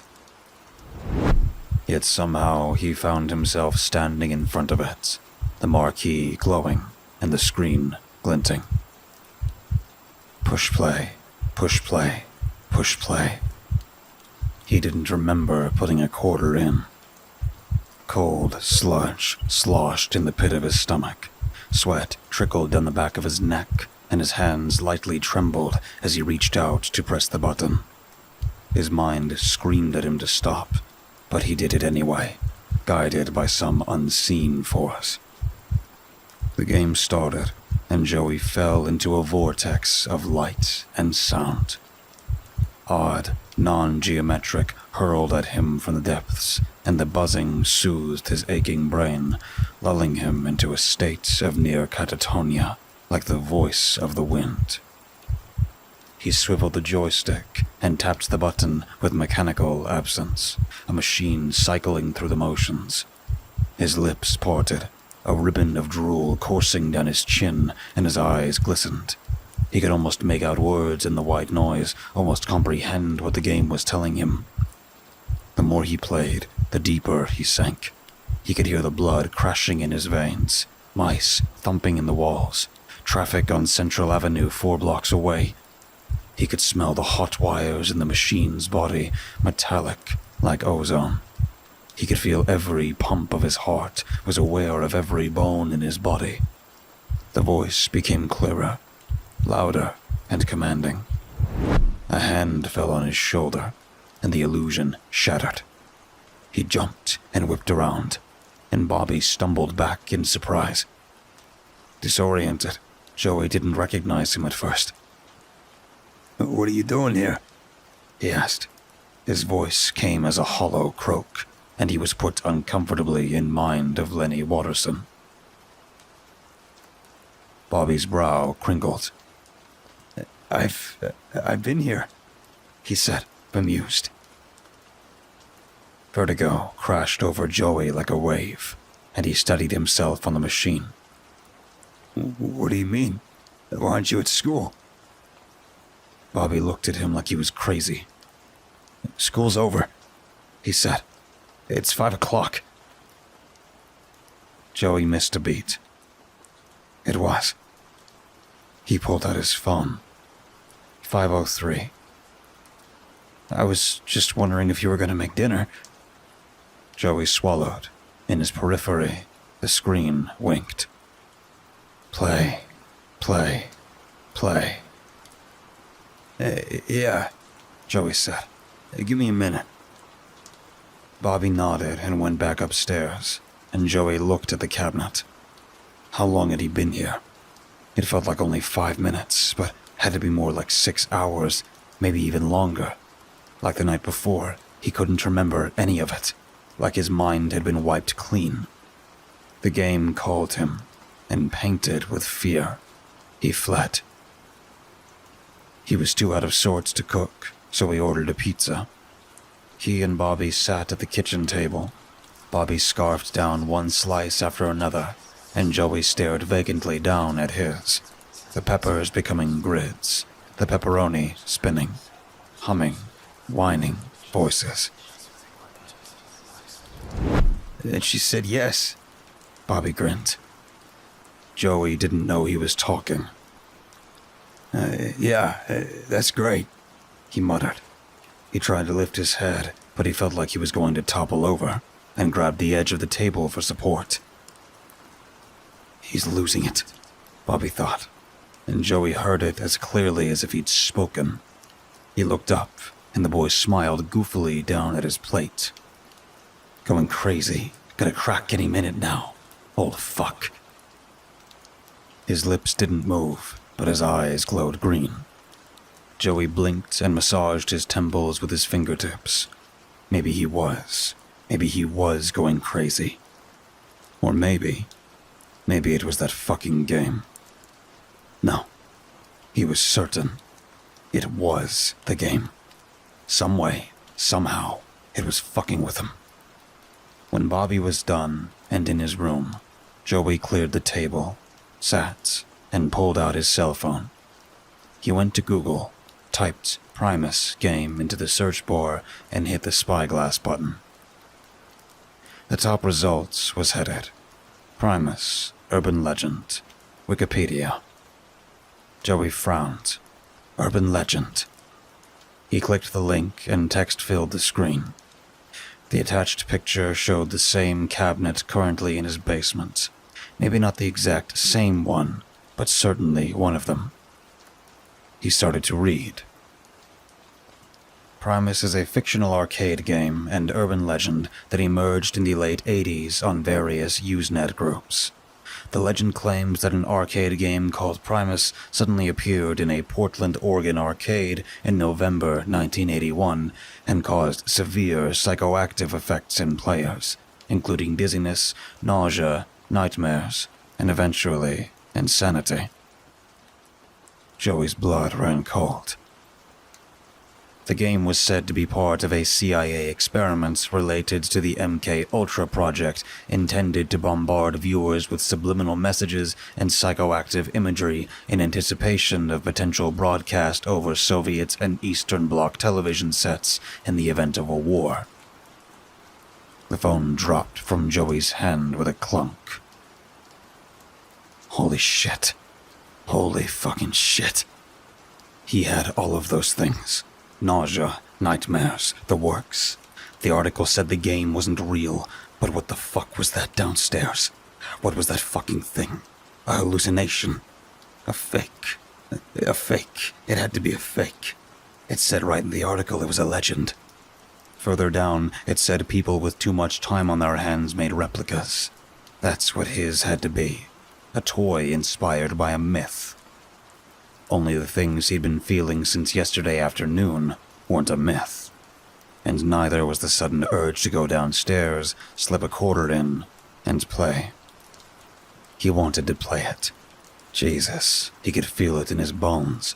A sharp, needling yen, like a drunk craving his favorite poison. Every cell crying out for the comforting lights and sounds. His head slammed, and his chest expanded and contracted with his ragged breathing. His ears rang, and warm, wool-like fuzzies swaddled his brain. A stabbing pain plunged into the center of his stomach, and he doubled over, his arms wrapped around his middle. The buzzing was back, deafening, drowning out everything else. He let out a moan and squeezed his eyes closed. Terror snaked around his heart, and Primus called him like a siren on a rocky shore, luring ships closer, closer, closer. Hugging himself against shudders of agony, Joey went to sit, but bumped into something instead. Primus. Without realizing it, he'd gone into the basement. He stared at the screen, his breath locked in his throat. Primus, L 1981, MK Tech. Credit 1. MK Tech. MK Ultra.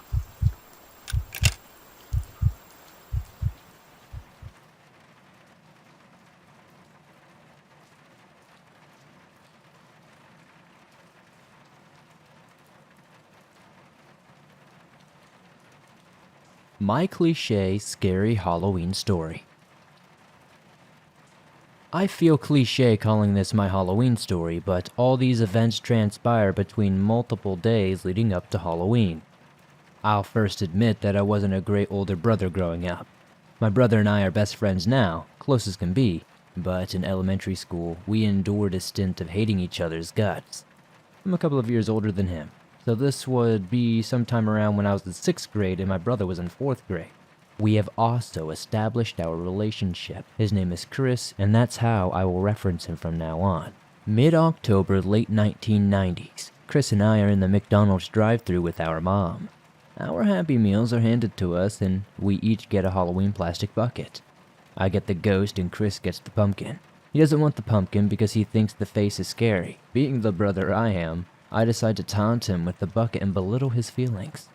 He cries, and I'm scolded for my antics. But as my mom turns to yell at me, she doesn't notice the car in front of her has stopped, and she rear-ends the end of the truck in front of us.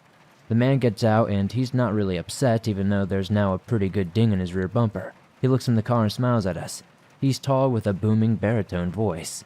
As he leans near the driver's window, he speaks kindly with my mom and asks our names while exchanging information with my mom before getting back into his truck. When the man in front leaves the parking lot, he takes a left. We make a right. My mom was a little shaken up, but not enough to direct her straight back toward me. My head is against the passenger window, and I'm still looking into the rearview mirror on my door. I notice the white Toyota make a U-turn and start to follow our car. My mom is still pissed at us, so I hold my tongue for the moment. She doesn't notice yet, but the white Toyota stays behind us for quite some time, only abandoning the pursuit when we pulled into our neighborhood. Days pass and the event becomes a forgotten blip as the excitement for Halloween ramps up. My mom spent more time we could appreciate stitching together the cat dog costume we'd been wearing that night. If you don't know Cat Dog, it was an American cartoon where the main characters are, as you would probably guess, a cat and a dog, but they're Siamese twins. So my brother and I were attached via a big fabric tube sewn to our backs. This was our first Halloween without our mom, and she was more than delighted to make a costume that would force me to keep an eye on my brother. As the sun sets, we're out the door. The fabric tube bends enough for us both to walk side by side, but for comfort, I make my brother walk backwards as I lead the way. There were about 5 houses in our little cul-de-sac loop before you'd be opposite of our house. Then we'd walk up the block and do that again. Turning onto the next block, etc. I noticed an eerily familiar white truck sitting idling about 40 yards deep. The interior is dark, but I can see a red ember glow of a cigarette, as well as a small exhale of smoke coming out of the driver's side window, signifying that someone is there. I ask my brother if he also thinks this is the same truck from the McDonald's. We spin while walking, so my brother is now in front. He confirms and tells me he can see the big ding our mom had left. We spin back around. We can still hit a couple of houses without going past the truck. Innocently, my brother asks me if the man will ask us for money to fix the ding. At the moment, at that age, I was like, oh crap, yeah, maybe he would. Before we get to the first house fence post, I see the cigarette get flicked out the window, and he's stepping out of the now illuminated truck. He pleasantly shouts our names as if running into old friends. Then he begins to walk towards us. Again, I immediately advised him that our mother wasn't with us tonight, and at that moment and age, even worse, I follow up with, "We're all alone out here and don't have money to fix his bumper." He laughs and tells us he's not there for the money. Then he spins a fictional tale about how he's obtained too much candy tonight and needs to get rid of some, and that he didn't want it to go to waste, and remember 2 young men going trick-or-treating that may want some of it. My brother shouts, "Wow, now I feel obligated to follow him back to his idling truck, so my little brother can have some of the candy. And I don't have to reject his oddly kind gesture, you know? I almost felt indebted to him for how cool he was being about the dent, and I think he could tell. Anyway, on the walk there, I let my brother walk in front as the man tells him about the variety of sweets he'll soon have access to. With me facing the house, I notice it's pretty dead out here, and we may be the only kids on this particular street. I asked the guy, "Hey, where'd you get all this candy anyway?" My brother follows it up with asking if he went trick-or-treating. The man laughs, but he doesn't answer either of our questions. Instead, he opens what I assume is the truck door and tells us to hold on just 1 second while he grabs the candy. And just like that, I feel a strong pull on my costume. Before I can even harp on my brother for moving like an idiot, he's screaming, "Let go of me! Let go of me!" And again, a strong pull, almost taking me to the ground. Instinctually, I pull back using my weight to pull myself forward. It's then I realize this guy has a hold of my brother, and by the sheer design of my costume my mother made, he's got a hold of me too. The man is desperately trying to silence my brother, and he succeeds by putting his hand over his mouth to muffle the scream. So I took over, yelling precisely what my brother was and adding, "Help! He's got my brother!" The man seems to grow even more frustrated and seems to pull even harder as he physically picks my brother up. The costume chokes me but doesn't rip. He's picking up and putting down my brother like a rag doll, but without me budging. He can't do anything to get my brother free. I felt him try to grab at me and lift me off the ground, so I spin around. I'm in the position where I'm next to my brother. I realize he can't get us both. I look the guy dead in the eyes, lean over, and bite the hand he's holding over my brother's mouth as hard as I can. He smacks my face away as he removes his hand. He gets in real close and tells me to shut the fuck up, or he will snap our necks. My brother went cold when he said that. I'll never forget it. Terrified, I just keep screaming. I'm yelling in his face and he's looking around. For the first time, I can see he's frantic. He's attempting to cover my mouth with no success. As he tries again, my brother picks back up with the screaming. It seems like so much happened in such a small window of time. The whole thing couldn't have lasted more than a minute, maybe 2 at most. Just as I start to hit this guy as hard as I can hear someone, a new voice. I turn my head but can't entirely move my body due to the man's newfound grip on my costume. But then, sweet release, the man let go of our outfit. Without even a second thought, I yell at my brother to run, and we book it. Looking back only once, I could see the truck taking off in the opposite direction. But I can also see a group of neighbors standing there where we were, more coming out of their houses and some calling out to us. We don't stop and we ran all the way home. But not before going inside. We promised each other that we wouldn't tell our mom what happened. Why? We feared that we would never be able to trick-or-treat again. For some reason, we thought we would be the ones in trouble for almost getting kidnapped, which I guess messed us up for quite some time. As a kid, you can only feel safe in so many areas. So be careful, watch your kids and stuff because you never know who might be out there also watching them.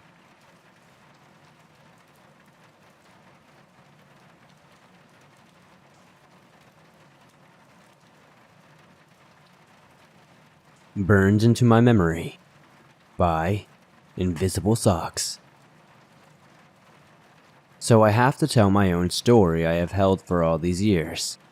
I am 46 years old and this event happened when I was around 5 or 6.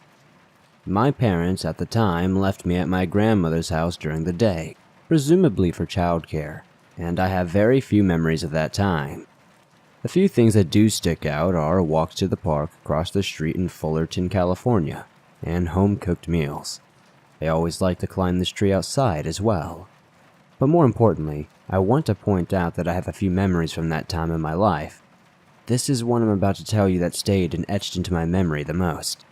I remember it was broad daylight, probably about 10 a.m. or so. I was eating cereal in my grandmother's kitchen.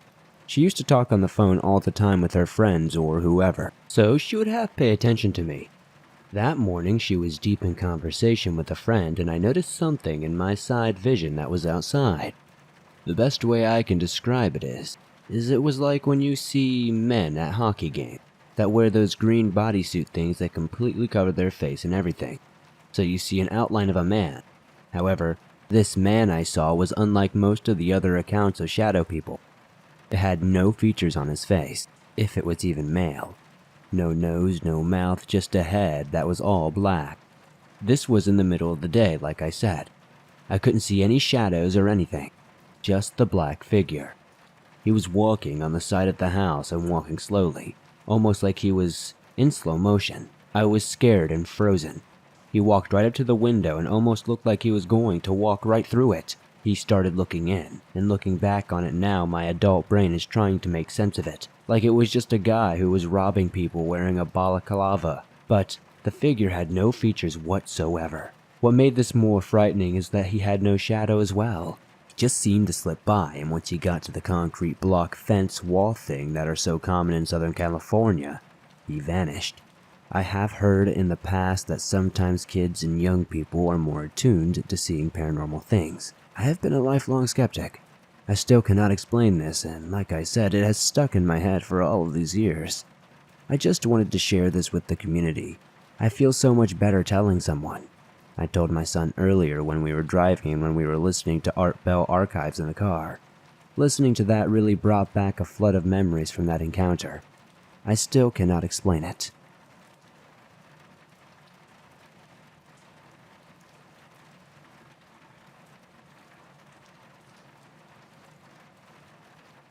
Chasing in a Maze by Otherwise Add 1747. A few years ago, I entered the University of Lausanne to enter my medical studies. I had just arrived in the city and even in the country. I was very excited to start my year, to discover the university, to meet new people, etc. Everything was going great until the end of the third week. Friday, sometime around 9 p.m., I leave the library. I say goodbye to my friends and start to go home. The pace of work was already very intense, so we had been working all day and I was in a rush to get home. It was my favorite part of the day because I got to put on my music, take the subway, and then the train. It gives me a chance to rest and catch up with my thoughts. Anyway, that night it was so cold, there was no one left outside. It takes me about 7 minutes to walk from the library to the subway. I'm walking quietly with my music in my ears when suddenly I get a shiver that runs down my body from head to toe. I start to feel comfortable as if someone was watching me. And at that point, I pause my music and decide to not turn around to check in case the person is trying to be inconspicuous, and if I notice them, I was fearful that something might happen. I don't want to run either because I'm not sure if I can run faster, and I don't know exactly where to go. At this point, we pass a glass building. So I decide to look inside and pretend I'm fixing my hair. I quickly glance in the corner of my eye and my blood runs cold. There is someone walking a few feet behind me in a hoodie. I try to reassure myself that he was just finishing work and going home, and that he is cold and that is why he is wearing his hoodie, and there are no houses for civilians for quite some time. I decide to send a message to my mother saying, "Come and get me in front of the insert name of the building, please. I really don't feel safe." It is important to know that the university is 30 minutes away by car from my house. At this point, I don't find another solution and I decide to take refuge in a building while waiting for my mother to come and get me. As I was about to go back, I opened the door, took off my helmet, and went down the stairs to find a hiding place. We entered by the 3rd floor. I thought I was out of trouble when suddenly I hear the door I came through open. This time I am sure he is after me, but since I'm new, I don't know this building and where it leads. I run downstairs at full speed and I hear him behind me. I can hear this guy's footsteps running down the stairs at full speed as well. I run without looking back, being sure that he is running faster than I can, and that he will catch up with me. I don't even know where I'm going, but I pray that I don't fall into a dead end. Looking back, I even think that it was like that scene in The Shining with the labyrinth. I don't know how far ahead of him I was, so I opened a window in the hallway to make it look like I was out of there, and opened a little door further. It was a huge auditorium and it was pitch dark. I went down the stairs and hid under a desk. I put my phone on silent and did my best to hide. My mom had been texting me a lot asking me what was going on and saying she was on her way with my dad. I texted her, "I'm in insert name of building. He is looking for me, please come quickly." I hid under the desk thinking I was screwed. My hiding place sucked and he was going to find me any second. Then, I heard a thud and a huge scream, and I don't think I've ever been so scared in my life when I heard that scream. For 15 minutes my mother was sending me messages telling me to hang on. And at the end of those 15 long minutes waiting for him to find me, I finally got the message from my mom saying that she's here, and she has the police. They are going to enter the building and they need to know where I am. I just tell them I'm on the second floor because I had no idea where I was, and after 2 minutes I heard the door of the auditorium open and it was the police coming after me. Once I got out, they took my statement and they said they would check out the university management. The next day they contacted us and said that they saw on the surveillance cameras that there was indeed someone who had followed me. Apparently, there were no cameras inside that particular building though. You can't see the guy's face and therefore, we don't know who it is. They just sadly said that the security was going to do patrols at night and advised me to do something. They just said that security was going to do patrols at night and advised me to have someone with me when I'm out.